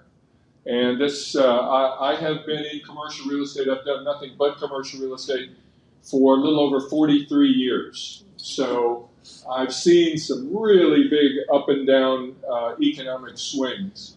And I'm not going to be one of those folks to tell you that I have made more money in down markets than up markets, but I can tell you that there is a lot of money and a lot of opportunity to be made when there are distressed properties, and we're going to have some distressed properties. And so we just need to change our mindset. We need to work with people. You've heard the term cash is king. If you're working with investors who are really willing to take a little bit of risk, in my experience, the people who have made the most money over the long term are the folks who take a chance in these down markets. They buy, we've all heard it before, buy low, sell high. And so there's going to be great opportunities there. And for us as commercial agents, there's going to be great opportunities to purchase those properties. In fact, just today, literally this morning, Steve Brown, who's the real estate writer for the Dallas Morning News, has an article about a new fund, a $250 million fund that is going to be exclusively pointed toward purchasing distressed commercial properties. And this is not the first fund. So I've seen this happen before. Don't be afraid of it if you're in commercial real estate. Also, if you're working with commercial tenants, this is going to be a great time for commercial tenants going forward, as there will be, if there are some more vacancies, especially in the office side, you can really look like a hero in negotiating great deals for your clients. So those who do well in down markets are those who can adapt and change your focus. If the pendulum swings this way, do more of this. If the pendulum swings this way, do more of that. And so we're in one of those times right now. And it is, again, it's a time of great opportunity. So don't be afraid of it. Embrace it. Just kind of change your focus, and there's a lot of money to be made. So anyway, anyone have any random commercial real estate questions or about EXP Commercial? Well, I know on May 1st we announced our icon. You mentioned that earlier, so excited about that. Yeah, so there's finally, I know there's been a lot of talk about icon for commercial real estate, so that's been announced. All the details been sent out? Okay, good. Detail sheet, which is very similar to the realty side. So your cap money, if you reach a certain production level, you get your cap money back in form of public stock. Right. So it's great. Right. So, and I haven't even memorized all the details yet. So, thank you for that. Well, our cap is at 20,000 on the EXP commercial. Yeah. And, Calvin, you checked your stocks, right? Yeah. It came in. Yeah, So we have a commercial icon here. All right. Congratulations. Is he our first? Is he the first? Maybe. I guess. Maybe. I'm the first. In the first, yeah. Well, that's what we're going to say. Until somebody tells us differently, Calvin is the first. All right. Well, thank you very much. Thank you, Cliff. It's great to have partners in the company, and just having Cliff, Karen, our state brokers connect with us, right? And when you understand that and the power you can leverage, Cliff was actually my CCIM instructor back in 2008. And that's how I met Calvin back in 2008, 2009. And so it's been great. So our next guest speaker, and Brittany is going to introduce. Hello, thank you. So I actually know this guest speaker by way of family. She's my aunt. So I feel like all of you are like extended family. Daniel being my uncle, Linda being my aunt. But she is talking about one of my favorite things. I've already told you guys I love personal development and leadership. And I'm sitting next to her in the back, and I'm kind of looking at her notes, seeing what she's got up her sleeve. But we've got a couple more speakers. I know we're kind of getting hungry, but lean in. There's a couple more good speakers, and then we'll get to the fun part. So I know we kind of stretched. Why don't we all just stretch? Stand up, stretch, do a little hug, handshake situation again. Wake up our bodies, because you're going to want to listen. Without further ado, while you're taking your seats, here is Linda Vo. Linda! All right, I have to have notes or I'm going to go on the tangent, so hold on a second. There we go. All right, whoops. Oops, I hit the button. How do I go back? Go back. Oops, okay. There you go. Dang, spoiler alert. Okay. So thank you, We Partners, for having me here. So yes, Brittany is right. I love personal development. I've gone to retreats. I've gone to conferences. I've done a lot of self-help. I've gone to therapy. I've done all of it. And I think all of us as humans, we've all failed. We failed when we tried to walk our first steps, right? We fell. We probably failed a test, or we didn't win a listing, or, didn't win the bid. There was always something that we failed at. And so what I wanted to do is, Daniel was like, what do you want to talk about? I'm like, I know what I'm good at. I'm a really good failure, right? So that's what I wanted to talk about. So anyone heard of John Maxwell? Yes. All right. So have you read any of his books? Yes. Awesome. What are your favorite books? Oh my gosh, I have to remember the titles. There you go. 21 Irrefutable Laws of Leadership. Anybody else? That's a good one, by the way. You're a book reader. Laws of growth. Positive growth? Laws of growth. Oh, Laws of Growth. Yes. I was like, is that a new one? Okay. Laws of Growth. Failing forward. Ding, ding, ding, ding, ding. Yep. So basically, you're turning mistakes into stepping stones for mistakes. Right? So that's one of my favorite books. And so I thought, you know what? I'm going to share that because I am a successful failure. So I'm going to share my journey. So my story, everybody's got a story, right? I mean, that's kind of why we're up here, is I'm from Oklahoma. Yes, there are Asians that come from Oklahoma, right? I meet people in New York. They're like, you're from Oklahoma? Yes. So, immigrant family. They ended up in Oklahoma. I had no choice in it. I was just born there. And so, of course, you have the tiger parents. They want you to go to school and all these. No, I'm not talking to you, Siri. Okay. And, ultimately, what does every Asian parent want their kid to be? Doctor, a lawyer, right? Because you should be a lawyer because you talk a lot, Linda, right? You argue with us all the time. You should be an attorney. I go, I don't like reading. So being an attorney was not going to work for me. So I did go to college. I was an international business major, right? That sounded cool. 1994, that was like, ooh, international business major. So I was like, I'm going to do that. Did a couple internships thinking, I'm going to get a job. So my first failure as an adult was I couldn't get a job. That was so heartening because I graduated the top of my class. I was honors. I did all the right things, right? typical, Asian student, right? Perfect score, great 4.0, and I couldn't get a job in international business. And I thought, why not? What's wrong with me? So that was my first huge failure. And I'm in Oklahoma City, and there's no jobs in Oklahoma City unless you're in oil and gas or a call center, right? And I was like, I went to college. I don't want to be in a call center. I don't want to be in oil and gas. And so a few of my friends, they moved to Dallas, and they were like, oh, there's plenty of jobs in Dallas. So 3-hour drive, go to Dallas. So what was popular in the early 2000s? What was new? What was like the thing in Dallas? IT, technology. Anybody here with an MIS major or a technology major at all? Ever even went that direction? Then I had that moment of life where I'm like, maybe I should have been a computer science major. I was like, maybe that's what I should have done instead of international business, because that sounded cool. And so I come to Dallas. One of my MIS friends was like, oh, you should go talk to this recruiting company. I'm like, okay, maybe they can help me find a job. They ended up recruiting me to be a recruiter.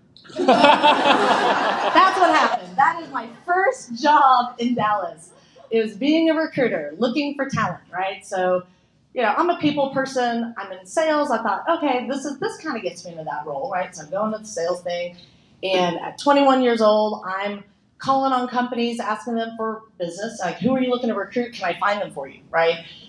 And then the tech bubble happened in Dallas, for those that knew about that, So a lot of people were laid off. They didn't need recruiters anymore. There's all these people out in the market. You don't need a recruiter anymore. So then I was out of a job, right? I mean, we're not going to pay $20,000, $30,000 to go find us, a developer. We can find them all over the internet now. Thank you, monster.com. So I had to go figure it out again. So that was early 2000s. One of my recruiters that worked on my team, she decided to go into mortgage. She worked for her brother as a loan officer assistant. So she's like, well, it looks really lucrative. Maybe you should go into mortgage. I was like, mortgage? No one goes to college and says, I want to be a loan officer when I grow up, So I was like, well, I need a job. I just bought a house. I need to pay my mortgage. I need a job. So I thought, okay, why not? Let's go interview and go be a loan officer. So got my license, go work for a company, and that was 2001. So I got in the mortgage business in 2001, baby. You didn't have to have a license in 2000. Oh, that's right. I worked for a bank, too. I didn't need that license. Well, I still had to go through training. Still had to learn some stuff.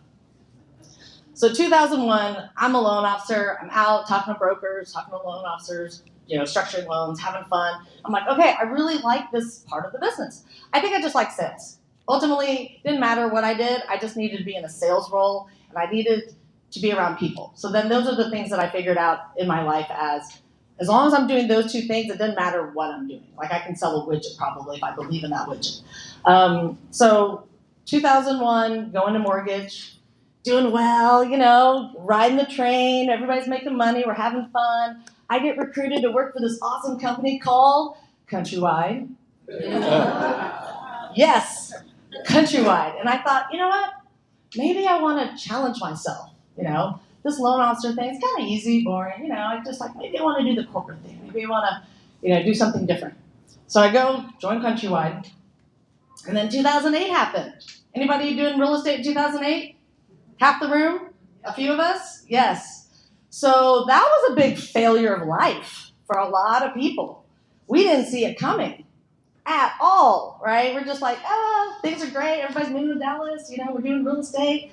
And then 2008 happens, and then we all had a pivot, right? We had to do something, either take a second job, prospect more, find, or go find a bunch of investors to buy some of these short sales, right? Basically we all had to change our plan. And that was a failure for a lot of people because some of us were, I'll at least talk about myself. I was a little numb for about 3 months. I was like, what am I going to do? This is scary.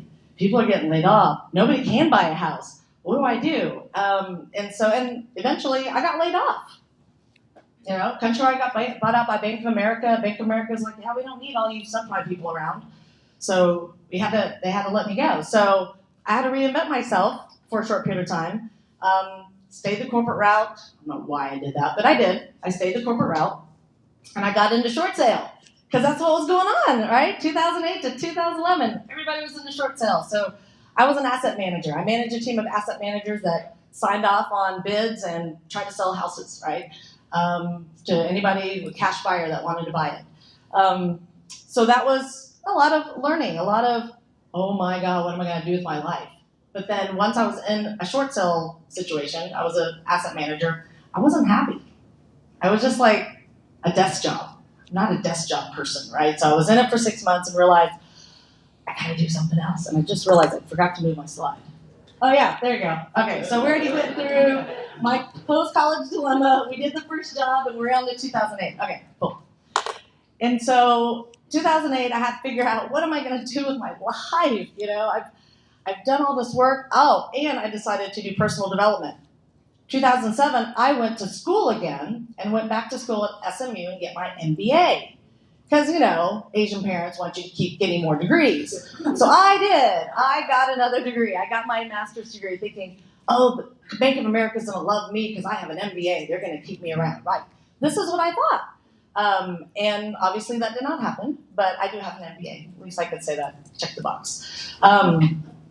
So during that time period, I was trying to figure out what did I learn, what am I good at, and how do I get myself out of the situation? So I quickly tried to find my way back to retail, get back to sales, get back to what I'm good at. So with a little bit of time, in 2013, I got back into production. I got back into sales. I started getting back on the mortgage sales side, started hanging out with my people, my realtors, you know, and getting involved what Darlene was talking about. And I was just having fun again. I was just thriving. But it took some time. I had a lot of reflection in between all those moments, you know. Had some moments of crying and depression and feeling sorry for myself, thinking I thought I did all the right things, yet it's not working out for me right now. Why me, right? I'm sure some of us have had those moments where you're like, why is this happening to me? But the beauty of this, of being a professional failure, is that you know how to pick yourself back up, right? You just have, and then it's like, okay, I've cried, I've got to put my big girl panties back on, and I just got to go back out there, right? You just have to. And so, you know, life continues. Mortgage industry is going well again, right? We had a few refi booms. COVID happened, but we still all managed to smash it, right, in 2020, 2021. And then what happened at the beginning of 2022? Rates rise. People freak out. Everything comes to a screeching halt. And we're all like, uh-oh, what are we going to do now, right? For those who have been in the business for 20, 30 years, we're like, oh, we got this. You know, we know what we need to do. You double down on your activities, right? We kind of talked about that, like productions, touching people, touches, the whole bit. Same thing for us. I mean, in mortgage, we got to talk to more realtors. We got to talk to more buyers. How do we find potential buyers that are maybe thinking about looking to refinance or buy or renovate their house, whatever. However, which way I can make a financial deal happen, I'm looking for that deal. And so that's where, you know, that's what 2021 happened, 2022 happened. And then I had life changes happen. Anybody have like major life changes, like got married, got divorced, had a kid, you know, had a death in the family, something like we've all had that too.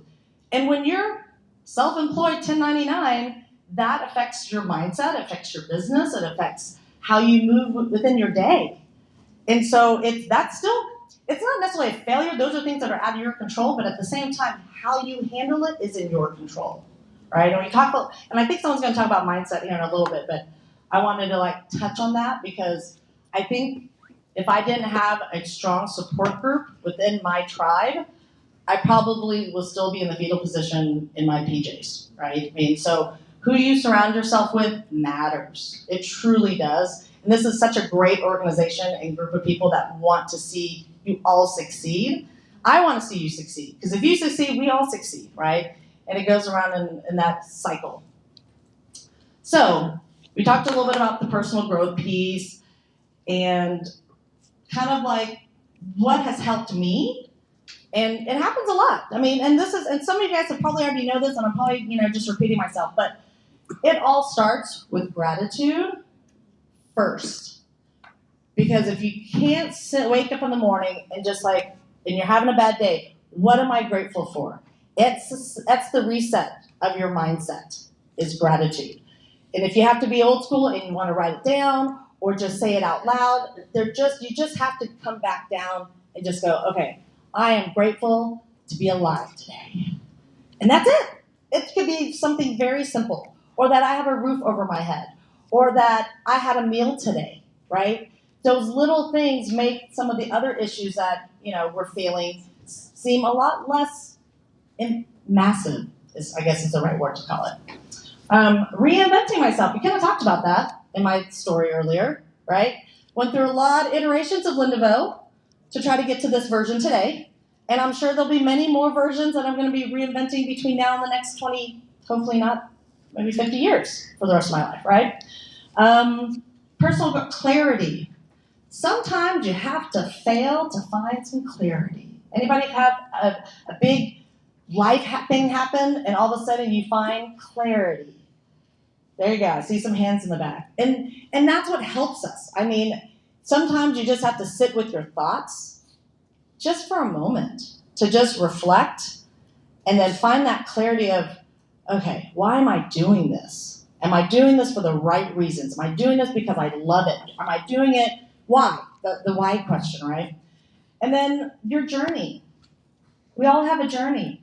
And it's a beautiful journey. And it's your journey. It's your story. And this is the part where I really love mentoring and coaching, is that I like working with young people because they're a blank slate. They're just like, I don't know what I'm going to do with my life. What's my guidance? And so then you get to help them build their journey. And let them know it's okay to fail. You'll be much better for it because you have failed. And what did you do and how did you pick yourself up to fail forward, right? So that's kind of going into that journey. So quick lessons, and these are kind of summaries from the book. So failure can't be avoided, so think of it as a critical part of moving forward. I kind of talked about that earlier, right? Failure opens up new opportunities. I wouldn't have been in mortgage if I didn't fail, right?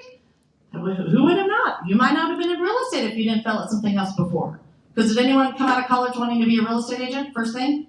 Anybody? 2, okay. Daniel, you were inherited. So, that was an inheritance type of thing, so you're a little different. Say, okay, you might not be to blame for your failures, but you are responsible for your success. And I love that all of you guys are in here responsible for your success today. So that is on you guys. And then turning failures into knowledge is instrumental to success. Talks about that in a couple of chapters.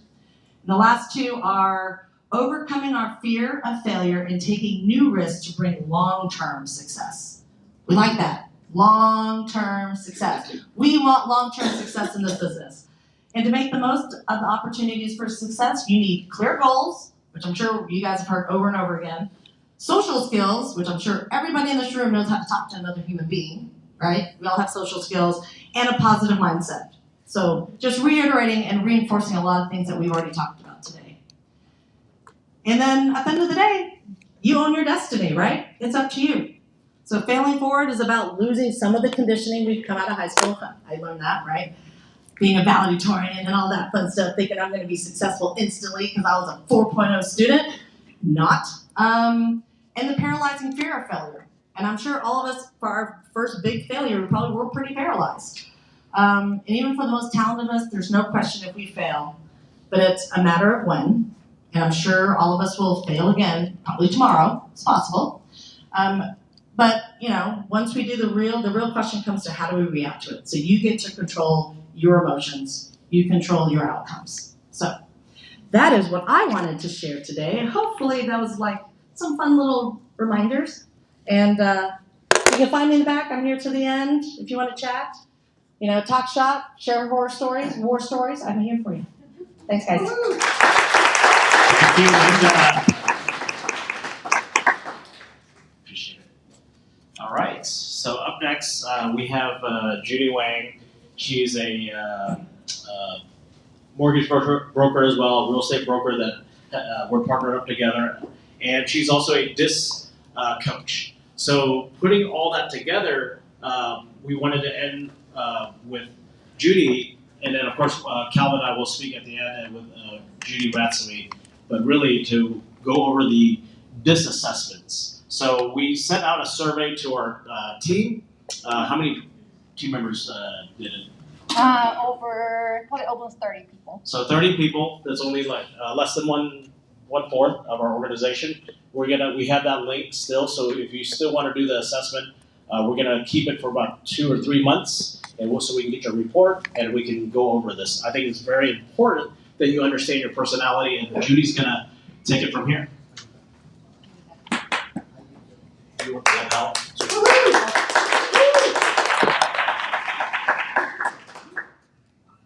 Come prepared. I'll let you do that.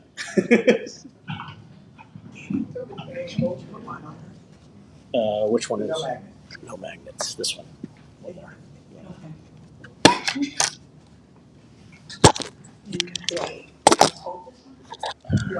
You can.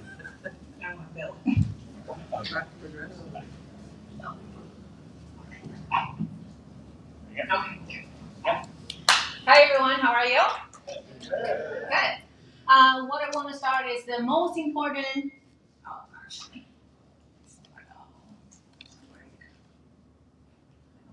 Is it not working? Oh, no, right, because I didn't turn it on. Oh, okay.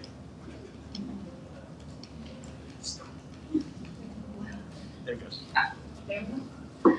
So I want to start with success people get to where they want to go because they know where they want to go. And most people don't know where they want to go, and a lot of people go to places where they think they should go, or other people say they should go, or a lot of places where going where they have in mind for a long time. But the most important question that you can ever ask yourself is, what do I really want? And once you establish that question, that answer for yourself, and have everything you do and every decision you make to move forward in the direction of where your vision you say you have. And once you do that, the forces of life will rise up to meet you. And I want to introduce myself a little bit. I am a worker associate with EXP, and I'm also a mortgage broker. I have a mortgage company. And prior to that, is I have 25 years of experience at my own company in scrap metal recycling business.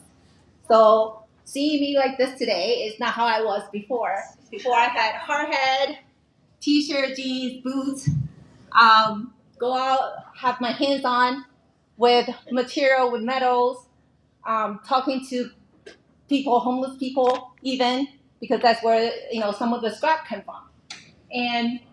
But for that after that, because of all this business experience I have, building the company, with all the different experience, meeting different people, that build my entrepreneurship, and also with the business experience after I sold the company, I went into business coaching, and business coaching that helped me use my expertise and learning new things that to help different entrepreneurs to succeed in their business. And so that's why today I want to talk about DISC, which is part of the tools that I have learned to help the business owner, executives, entrepreneurship like yourself. And as sponsored by my company, Quality First Mortgage, because we want to be the partner to help you succeed in what you do in your career. So why this is it's a tool that I think that will help you, because it will help you identify yourself. We talk about where you want to go, what do you really want. First, I would like you to understand yourself. And this will identify your behavior. And after you identify your behavior, you will help you observe other people's behavior. And once you observe other people's behavior, then you also learn how to communicate better with other people. And that will help you with your career, building your team, or if you want to develop leaders in your group. So what some people what I said earlier, about 30 people that have done this assessment. So what they get is today they will get just 2 pages of looks like this, but you will after this event that I will schedule one-on-one with you, which I will debrief. There are 54 pages in this report that will tell you we'll have this in value, which will tell you your individual assessment, how you behave, and what motivates you to behave the way you behave. And I hope in the communication style, which I hope that will help you in your business. And how many of you I know in the real estate business, how many of you feel like you're not only doing real estate, you're consulting other people? That is why, because the different communication style, how people are, how people behave, that you feel like, well, so hopefully this will help you understand their behavior, and not by judging them, not by judging your fellows partners, not judging your client. Why are they like this? Getting frustrated over that is to help you understand. Once you understand that, oh, okay, that's how they are. So, earlier this is decisive. D is decisive, I is interactive, S is stabilizing, and C is cautious. And what are they? What do I have any volunteers in this group for people who did it? That do you can you volunteer for me to talk about your? Okay, so I have a few. And Joe, what are you? What's your highest score? Your S. Do you have one? I. Your I? Okay. And Ernesto? What's your highest score? You're more pretty even. He's balanced. He's pretty balanced. You're pretty balanced, but you are a dominant class. And you are high. And a little bit D. And Josh is high D, and you're high S. So what I want to talk about is D decisive is a problem. When you look at your D score. The high D, you're very demanding, you're very forceful, you're very decisive, you talk very direct, and but with a lower D, people tend to behave very mild. They're agreeable. They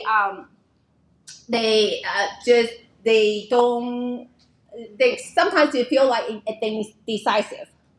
But on the interactive, people with high I, you are very gregarious, sociable. A lot of our realtors, we have that high I in us, and that we love sociable people, give us energy. We want to be around people. But low I, they tend to be like, well, I don't want to, talk to anybody today. I want Amazon delivery at my door. I don't want to open the door. That's more of high I. So, and it's how you interact with people. And on S, stabilizing is how the pace, how you do things. And S is more of when you have a high S, people are more persistent, predictable, sometimes complacent. You want the same thing every day. You want that process. But the lower S, that you don't mind things going different directions, and you want to change things up a little bit. And high S, though, they don't like changes. You want them to change, they will kicking and screaming at you. But once they change, they become your change agent, and they will help you change in the organization. And so, but they make decisions slow. They want to think about it. They want to know the facts. They want to know people have done it, so that they feel comfortable. They want to feel that security. So that's high S. In high C, we're talking about cautious, means that they want everything to be perfect. They don't want to make mistake. They are probably high C, your TC, your transaction coordinator. They're probably a high C. They like that detail. They ask a lot of questions, where it's very different from your high D. High D are people who just give me 1 or 2 sentences, bullet point. I don't want all the details. That just drives me crazy, right? And then talk to me direct, and I can just make decision like that. Hi, I as well. Hi, I that you can make decision quickly as well. You want that interaction, you don't want that collaboration, and then high S and high C, we tend to make decisions slowly. Like we want the facts, we want the information. And high D and high C, if you're high D, high C, or high C, that you're task oriented. You just go you task driven. But high I and high S, you are people driven. You you can talk individually. You can have carry different conversations, talking over here, talking over there, but they may not have a conclusion, but they okay doing that. So you kind of have to get things out of them, a conclusion out of them. But high S, they are very team oriented. So they're the help button in the team. They want to accommodate everyone, want to make sure that everyone is okay. And so when you talking to your clients, understand yourself first. But when you talking to your client, talking to your partner, talking to people in your relationship, in personal relationship, that knowing this, that will help you. Oh, I understand. That's how he is. Like Josh. Oh, he just left the room. But Josh, I had a debrief with him yesterday. He okay for me, volunteered for me to talk about it. That he's high D. He's very direct, forceful, and that's how he talks sometimes. And that's how he thinks. But when he talking to the clients, someone who lower D or higher C, they feel that it's intimidating, and they may tend to back off-putting for some people. So knowing that about yourself and going out there talking to people, this will help you just to understand each other a little bit. And so the next I want to talk about the conversation style. With D, we have mentioned earlier, they're very fast-paced and talking direct. They express emotion, and when they will interrupt you. High D, they just won't get there. They won't get to the point. That's it, exactly. I didn't want to bring it up, but yeah, they know it's totally high D. We love that about you. Stuff gets done. That's right. High D is that get things done. Then let me just go. We wouldn't have this if it weren't for you being a DI. That's true. And he's high D, high I. High D, get things done. And high I is like, hey, I want to be around people. I want to collaborate. And that's why we partner exists, right? Because it started with Daniel, right? And let's give him a round of applause.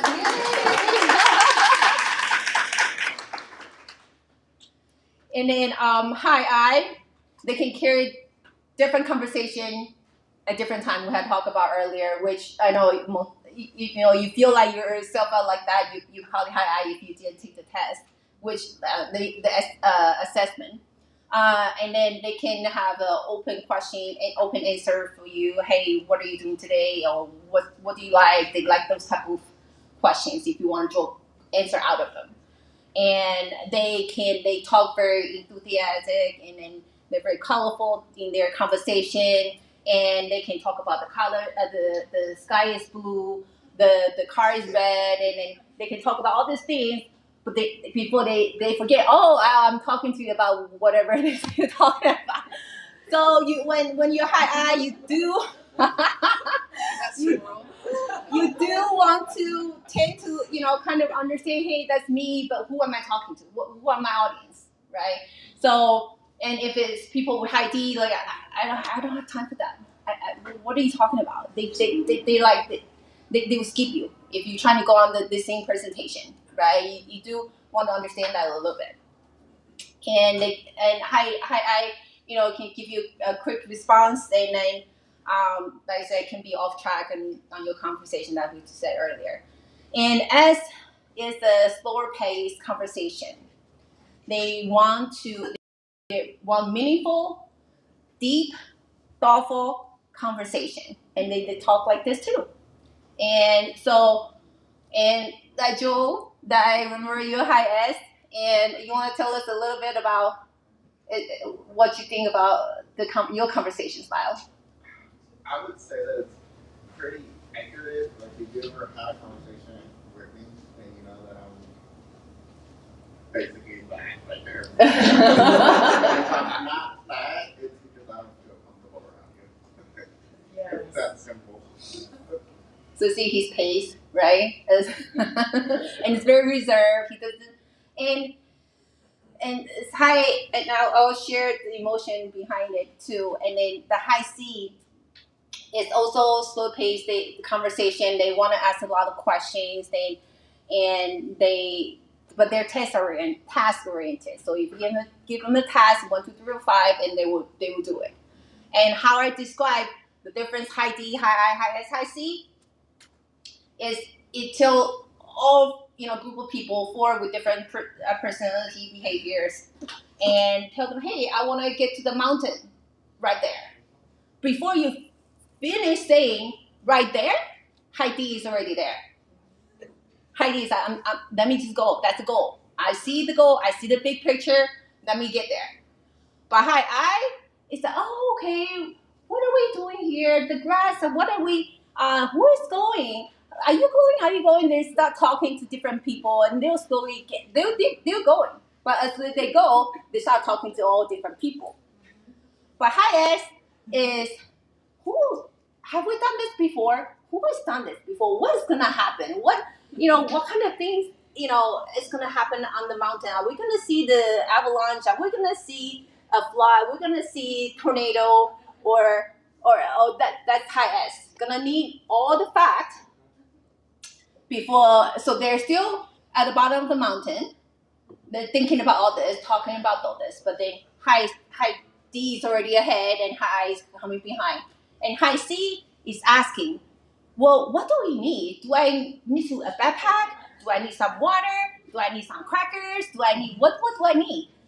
So those I just give you overall in an analogy of different high D, high I, high S, I C. There's no judgment here because in life we need all different kind of people around us, right? So we need, because high D, when you climb halfway, oh, I'm thirsty. They'll find high C. They'll find high C. Hey, do you have water for me? And they'll say, oh, I'm so lonely. I'm by myself. Hey, let me find a high I to talk to, or find S and be more logical about it. So, in life, we all need different type of people. But, like I said, this is a way to understand yourself and also a way for you to help your relationship as well. And the communication preference. So as we interact that, you want to be specific, talking to Heidi, give me a bullet point, and then think big picture. Don't talk to him about details. And I get frustrated over it. And so when you see Heidi frustrated, when you see your client walks out, then maybe that's what it is. Got to change it up. You got to adapt. That's what the first slide was, adopt the communication style. And high I is you want to connect with them emotionally, and because they love people give them energy, so that they may, like I said, they may leave the details out, but they have this big picture concept, just like the high D. And you want to ask about their opinion. So you don't want to just give them, hey, the DC price is this. But you want to ask them, hey, how do you feel about that? So, and high S is be agreeable and sociable, be patient, not to push them too hard. That's another thing. You don't want to keep, if the high S, they don't really make decisions that fast. So when you go on listing appointment, when you, as a buyer, do you like this house? Do you want to make an offer on this house? I know we have multiple offers. We have a deadline. But high S, sometimes they don't care. They need that security. They need to find that fast. They need to, even though they lose the deal, they still want to have that for them to make sure they finding that facts that before they can make that decision. And so when you don't try to keep pushing them for that answer. And you also want to keep peace, don't rock the boat, and be patient with the highest. And high C is you want all the details, like I said, that you want to print out all your CMA, cloud CMA clearly. They want all that in an organized way, orderly way, because they're afraid to be wrong. They want to get everything correct. So they have that fear for themselves. So high D, the fear for high D is loss control, being taken advantage of, and being vulnerable. So they high D, you will see that they want to think ahead. They want to have that big picture, so that they know that they have control over it, and they get frustrated. They get anger quickly if they have that fear. And this we can just go over quickly the limitation, which we talked about before. But like I said, this session here is to help you and to not to judge each other, but to help each other seeing the weaknesses and work with them, understanding them. So the limitations, they can be insensitive, they can be direct, that people can get put off by how they come forceful and the way that they talk. And it's not, there's no intention behind it. It's just how it's habitual. All this behavior is habitual. You develop over your however many years that what happened to you before, and then throughout your environment, who you're dealing with, and then how you interact people. This is how it's no intention behind it. And high I, their fear is, we talk about FOMO. High I especially, they're afraid that social rejection and lose of influence and big ignore. So when they missing out on an event, missing out, they feel insecure. They feel upset that hey, I don't want to miss that. And the limitation, they can be impulsive, do things on the fly. But now you understand how Daniel is. When he comes asks you, hey, I want this tomorrow, don't get offended. That's Daniel. Like go follow through. So he tends to get he has an assistant that help him with that, and disorganized, but which that's why you have assistant, right? So we kind of knowing our weaknesses itself, and then which we talk about conversation style, and then we help they understand ourselves, then we can help ourselves to be better. And the high S, the fear is lose stability, lose security. They don't like change. They want harmony, and they don't want to offend other people. And so they said they want to make sure they accommodate everyone and want to help everyone. And the limitation is sometimes can be over accommodating. So those are the things that they don't like change. Like I said, kicking and screaming, indecisive. It takes time for them to decide something. Wait, can you go back once? Oh, okay. There you go. Thank you. And in high C, fear is a fear of being criticized, being wrong. So the limitation is they can be overcritical to themselves and to others as well. And the conversation we have, and then they tend to isolate themselves. So when you see high C, the high I may come and help rescue them. So you do want to recognize that for yourself or for your fellow agents. Yes, go ahead. What's that? Slipshod method. Fears. Slipshod. Oh. That one I actually don't know about that one. Wow. That's good. Yeah. Only partial effort. Yeah. Okay. Sloppy. Mm-hmm.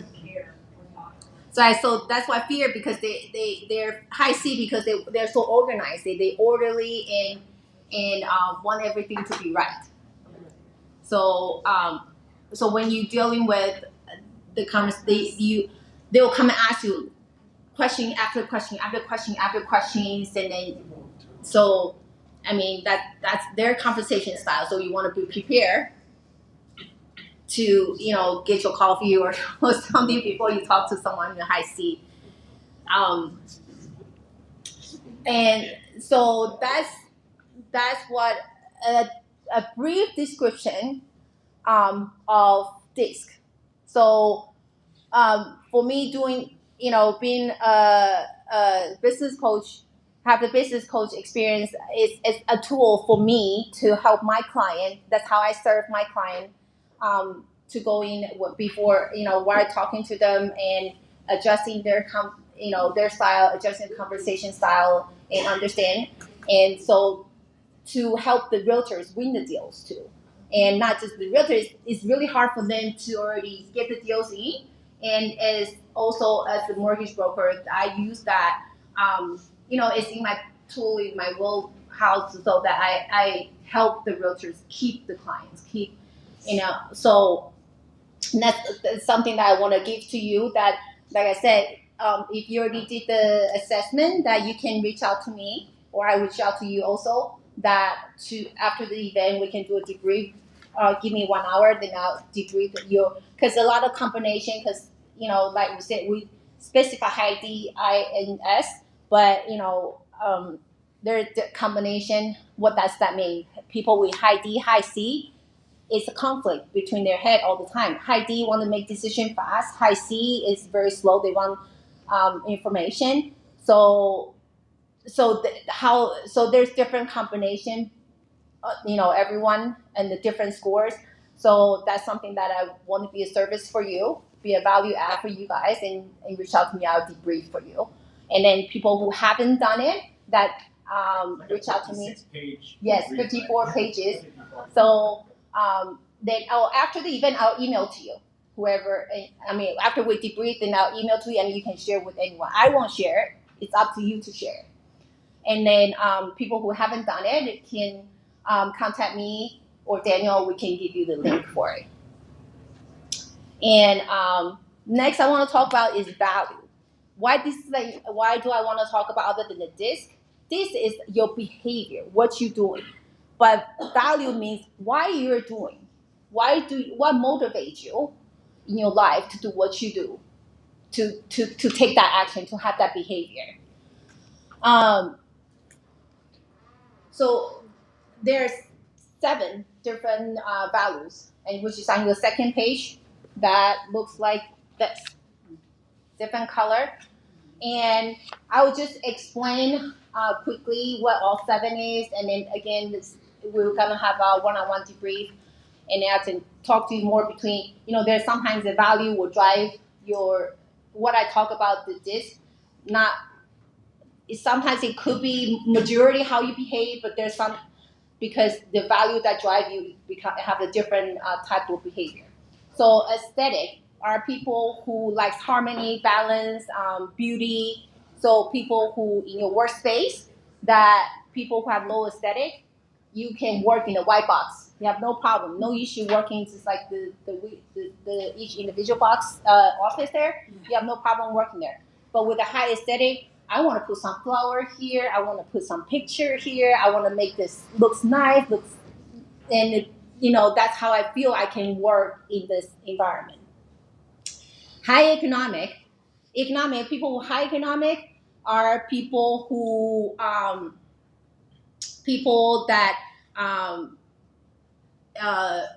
return of investment are important to them.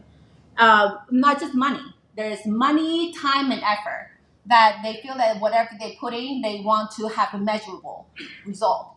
And then that's people with high economic, that if I put in the time, what am I getting out of this? If I put in this money, how do I get out? What am I getting out of this? But people who with low economic, that they could be driven by responsibility and duty. So there's no good or bad, it's just where you score. And individualistic is people who are independent, unique, and that can changes all the time, and then they make changes just for the sake of change, because they want to do their own way.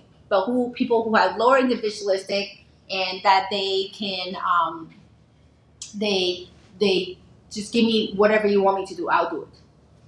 And political are people who want to be in charge and that want to influence and have control. And low political that and that I'm in the room. I don't mind you take control. That I'm okay. And high altruists are people who want to help people. So there are people who have low, like high. A lot of us here, like mentor, we can have actually high economic but low altruist. Doesn't mean that, but we're mentor. That means, hey, I see that this is getting me some economic financial gain. I have something I can measure, so that I help people. So not necessarily everyone that here helping people is say, hey, and people who are high altruist means like, hey, I see people's success is my success. So I want to see people succeed, and that's why I'm helping people. So the different motivations. And regulatory means that people like structure. That high C is they want to follow structure. But high regulatory means that I can create one if there's none there. Doesn't mean I will follow it, but I'll create that. And high theoretical are people who like to learn. They will learn just about anything. They can Google. Earlier we talked about Google. Google, they say Google whatever topic, and then the next thing you know, they're looking at something that has not relevant to that at all. But people with lower theoretical doesn't mean they don't learn, but they learn with a purpose. They learn it because, hey, I need to study for something else, and then they will learn for that sake of it. So this is just briefly about the 2 pages report that you're getting, but we will talking, like I say, the combination of different things that you'll be all different. But as a coach side, that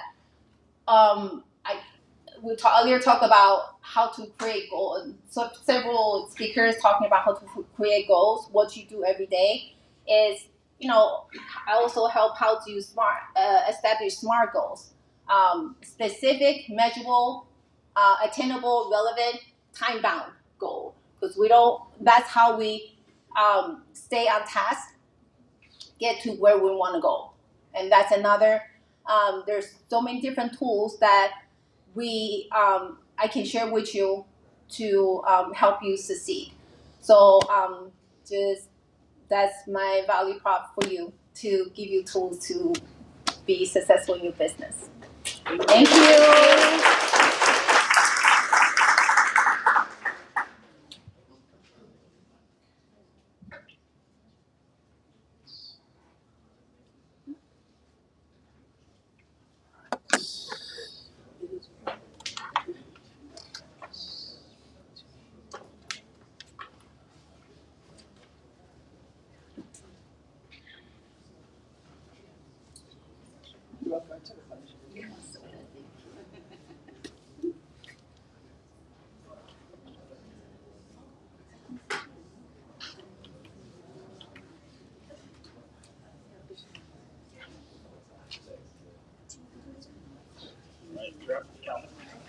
You want a lapel or you want my lapel?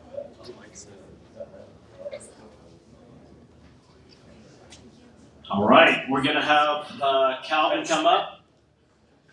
Mindset. My mind is thinking about what to eat right now. Wow, man, like what a jam-packed morning, right? So we got social media, we got all the good stuff. So one of the things I want to mention is Karen's here. Karen is there. Oh yeah. So one of the great things about Karen being the managing brokers is like she's not only just a broker, right? So you heard her speak earlier. She's like a coach. I mean, she's a coach, right? She has been coaching like big teams and all that, and you can just go to EXP World and go talk to her, and she can drop some nuggets to kind of help you on growing your business and just giving you some ideas on what to do in your business, not just like telling you, oh, this contract, whatnot. But so really just leverage that, right? Because that's the value, and it kind of go back before we even plug into EXP. Is like we don't have all these resources, right? But now resources is there. Just go into EXP World. We're just fortunate that in Texas we have Karen as our broker and also a coach. But of course, Judy's also a coach as well, and she spent a lot of time and effort reviewing all your disc profile for those that have done it. Good job. I also did it myself. I see a change in my disc profile, and I was surprised that it changed because I used to be a very high D. Now that I'm, when I look at the report, I was like, I have a high I right now. So did I tame you? it could be the environment too, right? So I is more like influential and kind of more caring and things like that. I mean, so thanks Judy for helping us and all that. It comes with getting older. Oh, maybe that's true. Maybe that's true. I'm not quite 50 yet, but I'm definitely getting there. And then there's also one that's like autistic or something. Let's see. Yeah. So. Yeah. Aesthetic. So that's my lowest score in aesthetic. So you're not into artistic expression, blah blah blah. So maybe as I grow older, that will change too. But so really, it's just the environment that you plug into, right? So mindset. What is this? Where's the?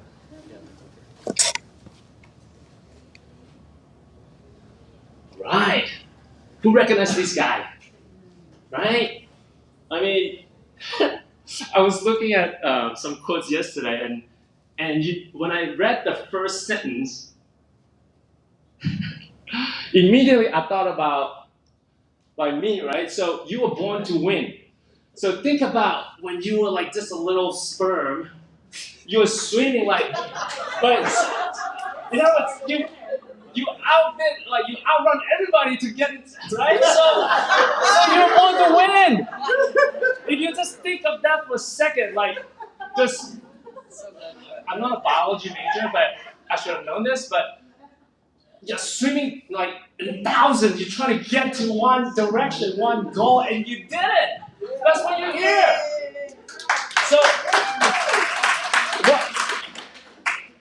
So that means you already won on day one, right? And you are destined to continue to win, but you have to plan. Now you're here, you're breathing and all that good stuff, you're enjoying life. You got to plan to win, and you have to be prepared to win, right? And expect to win. So all this, like, just, there's only one thing, if I can kind of let you take away from today's, is just think about, like, you are a winner. You are a born winner because you outswim, right? You swim, like you outdid everybody so that you can be here. So, what they put in your coffee, man?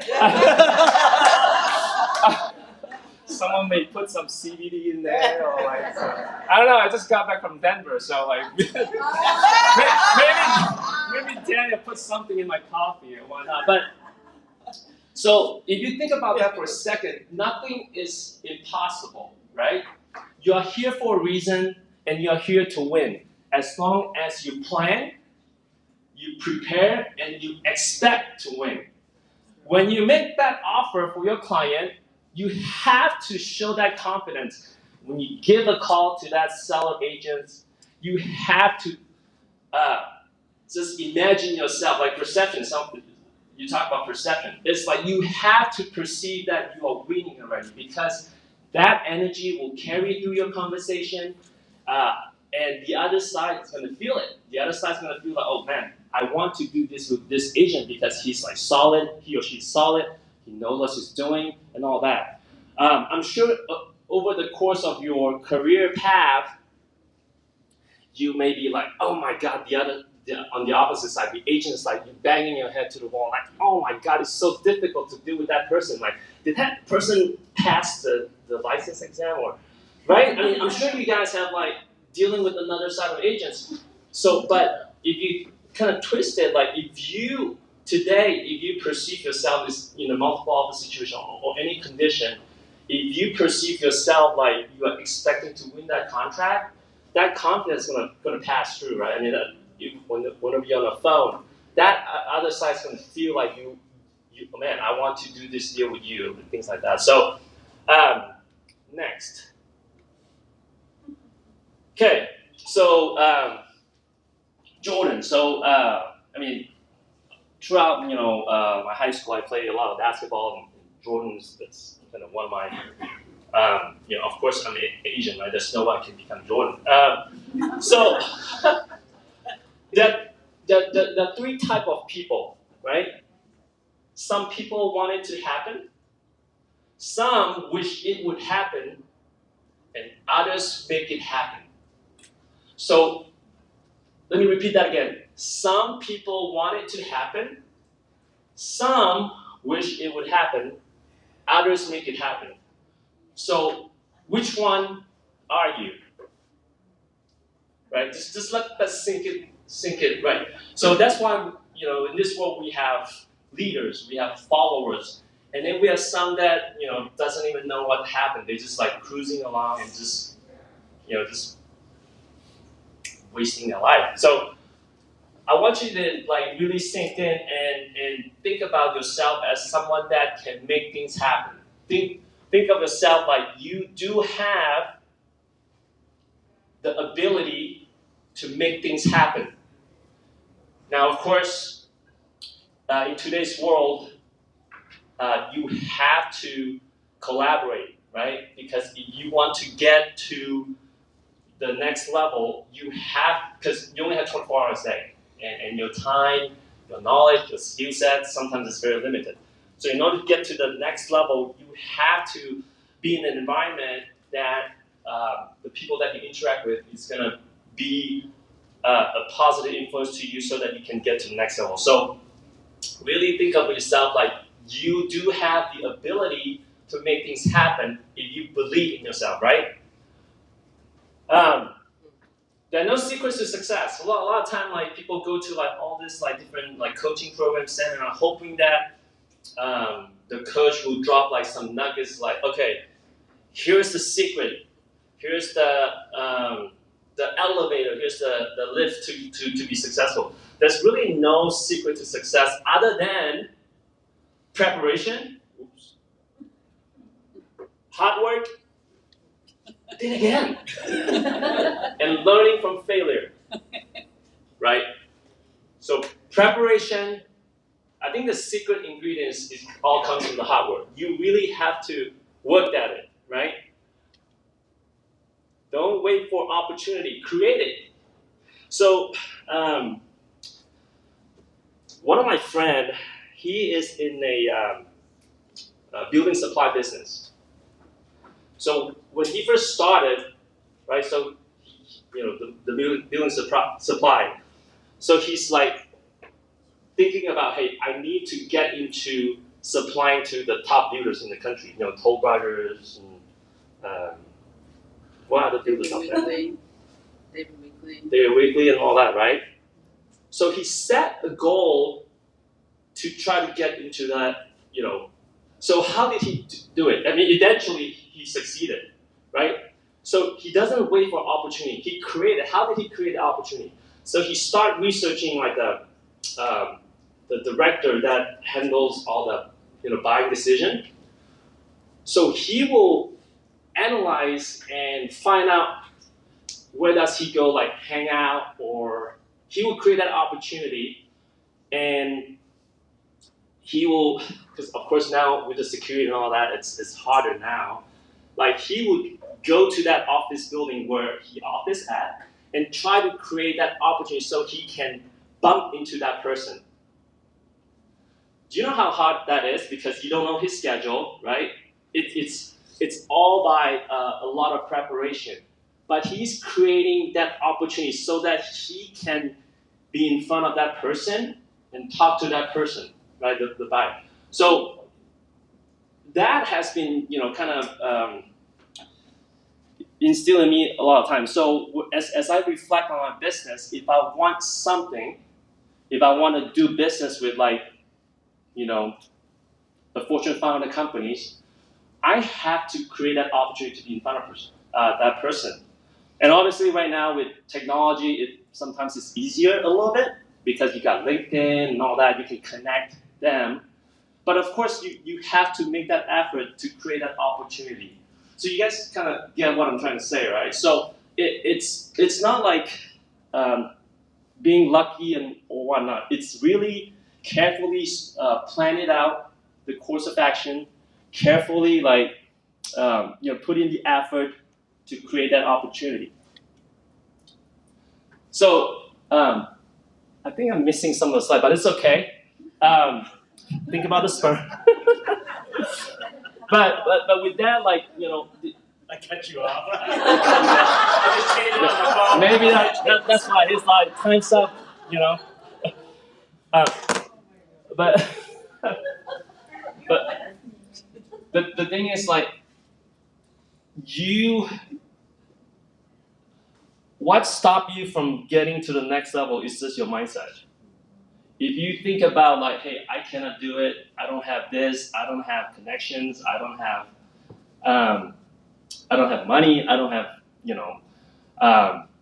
I didn't graduate from SMU, or Yale or MIT. Those are just limited factors. That doesn't matter at all. I strongly believe college degree is only have a short-term impact on your life as far as your career path and whatnot, in the beginning stages, right? Just as you graduated, you need that. Maybe you need that degree to get to a certain jobs, but after that, it doesn't matter, right? It doesn't matter at all because what it all matters is whether you have the vision, whether you have the desire to win, the desire to get to the next level, because that's more powerful than what you learn at school or connection. Because the strong will is gonna get you through. You can literally do a lot of things, because if you look at Olympics, right? The records are meant to be broken, right? Over time, the fastest person, guess what? The next Olympic, someone came through and blow it all out. It's all about the will and desire to really break through.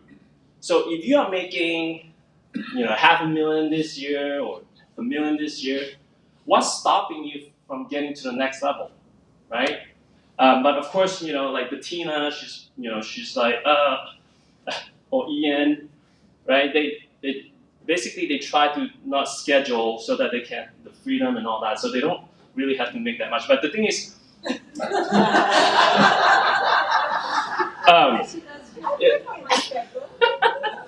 but Ian was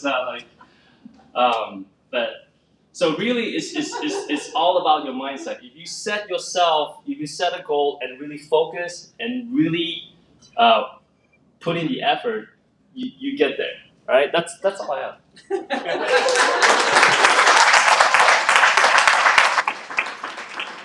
All right. So my name is Daniel Annie. If you're new here, welcome to everyone.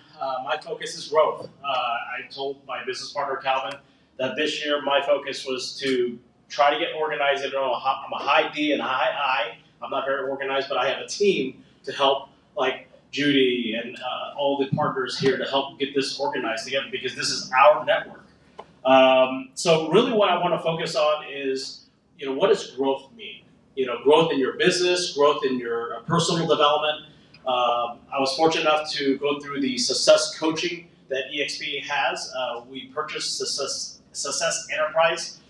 Tony Robbins' son, is the president of that company, and they had a coaching session, and I actually did this assessment and things like that. So it was really great to understand that. I'm not a coach, even though I have a little certification, but I did that for my own personal development, so I can support the team, so I can help you guys out and find and identify stronger leaders in our network. So when I say network, it's not our brokerage, right? Brokerage, the EXP side, that's the platform, right? We created a network, and of course I have my Invest team, Calvin and I, we have our Invest team of our commercial brokers. But then this network is really powerful because we're creating, if you heard our mission before, it's putting these entrepreneurs together, right? You as real estate agents, you guys got into the business yourself. I didn't tell them, hey, get your real estate license and sell homes or sell commercial property. That was your decision. But now let's take it to the next level. You have to grow, right? The first 2 years, yes, you might be killing it, but what happens after the 2 years? We see the stats, people just drop off the business. We don't want to be that 82 whatever percent that drop off. We want to be this 20%, right? That stay together, grow together, and that's why when we came up with the name We Partners, actually before our network, Calvin actually had our LLC called We Partners LLC. We never advertised it, but that was just our LLC name. But then I was like, wow, we actually can utilize this name and create a network and grow from there. And you guys are part of it. So you just know that this is not my network, this is not Calvin's network, this is y'all's network. All right. So when I talk about growth, right, we're at 160 plus people in our network. Imagine if every person brought in a partner together. That's over 300 people. When 300 people are here and everyone gets one more, that is 600 people. That is the growth of this platform that allows us to grow if we want to grow. Some team members are like, hey, Daniel, I don't want to grow. I just want to focus on production. Great, right? Some people want to do more coaching. Like Judy, when we partnered up, she wanted to do more coaching. Great. So that's why with the DISC, DISC, we all need that in our organization, right? That's how we're going to grow. If I went to Champions Real Estate School, I can pull agents all day long, right? Just get new people. But who's going to coach them? I'm not that person, right? But that's not what we want. So I hope that we have a strong growth in our network because we really need we need leaders, right? So find your leaders to partner up with, right? If they're new agents, that's great. If you're willing to coach them, then coach them. Be their leader. But hopefully that leadership goes down so they can start growing to become a leader. And if this network you look at Ian. Ian has 2,500 agents or partners in his network. And he did that, I think, within 5 years, right? And it just continues to grow, right? If you're new to EXP, you don't understand the platform, we can share. Whoever invited you, we'll sit down. Today was not talking about EXP. Today was talking about how we're building our network. You know, Brittany, I appreciate you coming. Bettina, they all have their own organization that they're growing. So we can leverage our partners, our shareholders within their organization. I had one of our, I think she's my tier 4, that joined Brittany's internal group, because she needed more coaching, she needed more help. And I said, well, actually, I think she did one of your open houses, they connected, and she asked, hey, Daniel, is it okay? Like, of course, it's your business. If you want to partner with Brittany, great, right? And I know she's looking to grow her internal team, so anyone that's in our organization that wants to, and she's willing to bring you on, do that too. Bettina, same thing. I know a couple of our team members go to your Friday event every week that you have that. That's the power of this organization. You're not my agent. Who you bring on is not your agent, right? I had my own brokerage firm in the past. I had 2 franchises. Calvin and I ran it, and I was always the broker of record. I took on the risk, but then everyone under that we brought in, that's my agent, and that was the mentality. With this platform, nobody is my agent. You are not mine, right?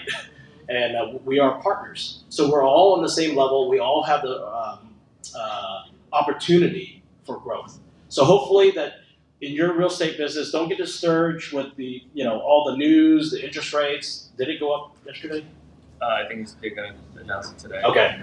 So there's always news, right? There's always something. So don't take that as a negative, right?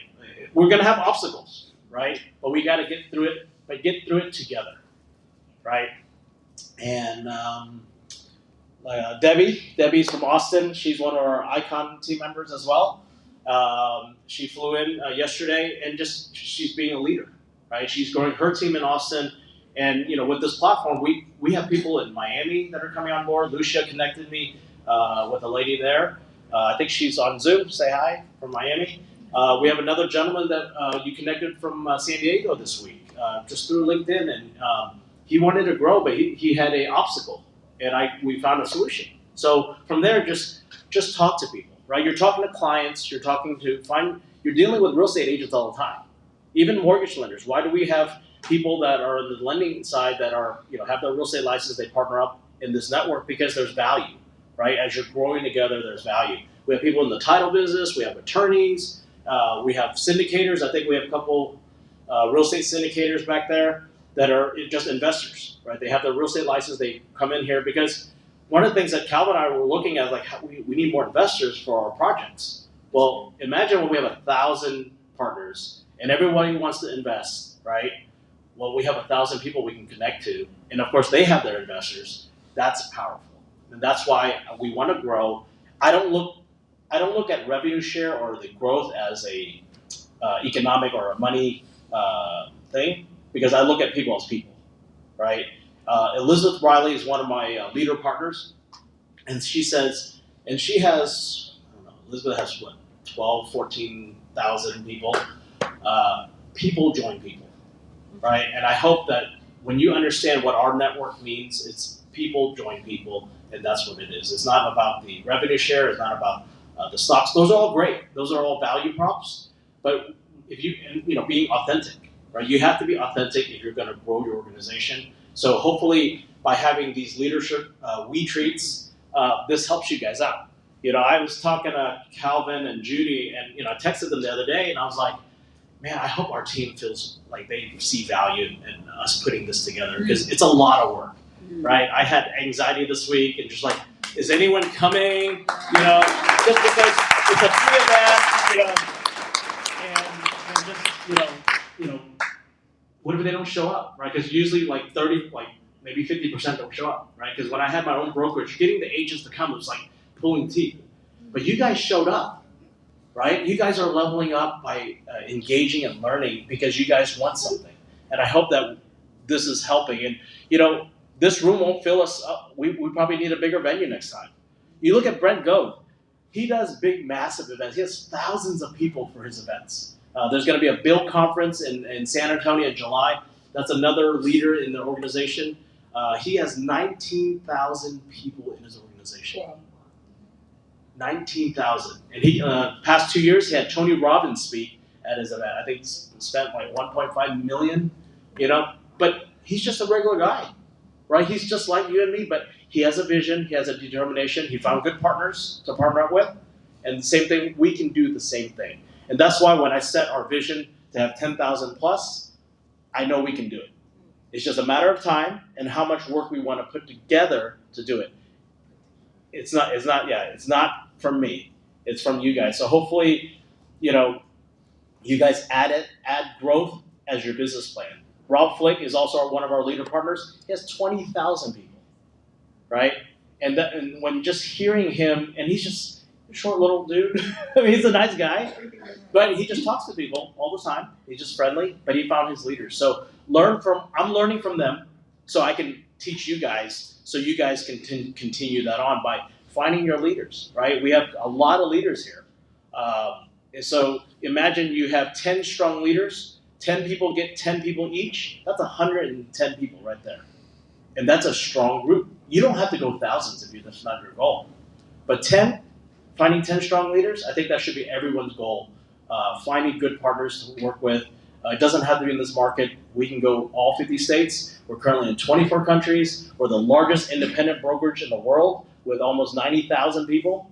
So, I mean, that just continues on, right? And the vision of commercial, the realty side, the global side is just amazing, just being part of this organization. So I can talk all day. I'm a high I, and my D for some reason went equal to my I, because I was a middle D. It was kind of like Calvin. It flipped. So I don't know if the network has made me to be stronger in personality. I don't know. Switch, yeah, something switched. So where's Judy at? Judy, I'm really proud of Judy. So when we parted ways with our other brokerage and terminated our franchise, it was only Judy left when we started 2 years ago. And Judy stayed on, and from there she's growing her organization, and I wanted her to close it out because it's about leveling up and bossing up. So let's give it to Judy. Yeah, we're wrapping it up. We're gonna break out for lunch here shortly, and then come back at 1:30 for the escape room. So I'm gonna pick some team members that have done it before, so I can make sure I escape my room. Pick me. So, I mean, what's the purpose of these type of events? Number one, to set an example and to show that anybody can do these events, and that everybody will go out and support them, because we are all partners and we're all friends. And I think the underlying thing that everybody was speaking about was service and serving others and serving yourself. So when you leave this room, because we go to all these type of events, right, to get charged up, to learn things, we listen to podcasts, and then what do we do after that? We have to implement these things. We have to go and be leaders and go and teach others the things that we've learned, and that's how you learn things twice, right? But what my challenge today is going to be is throw an event. Calvin, Daniel, and I will be there to support you wherever it is. So I've never met people so giving, so encouraging, and because of that, I think that everybody should be the same, right? Because you can level up, but then if you're not leveling up and serving other people, then what's the point? So, but yes, we've got lots of options for food, so we can pull up the app and I guess break out to wherever you want to just be back by 11 or 1:30. 1:30 for the escape room. And I think so there's no such thing as a free lunch. Okay. So our decision was to break out because there's a lot of different people in different groups, different organizations. So there's a lot of food options downstairs. We can have 50 people at the escape room. Yes. So 50 people. Hopefully you guys stay back because we paid for that. That was like $1,800 from our sponsors. Appreciate for that. But break out your lunch. Come back downstairs at the escape room. If you need to leave stuff here, we'll lock the doors or have we can leave our stuff. But the goal is to meet with new people, right? If you have your organization here or your team, bring other people along with you and mingle, right? So thank you very much. Thank you. Take more pictures. See you guys back at 1:30. Don't leave. Please don't leave. Make sure at 1:30 downstairs escape room. It will be done by 3 o'clock. So. Just keep swimming, huh? Right. Just keep swimming. It was so good. I was like, you're right. I was born to win. I'm already a winner. You like that, huh? Yeah. Dang. That clicks. Sometimes things click. The coffee. Or whatever's in it.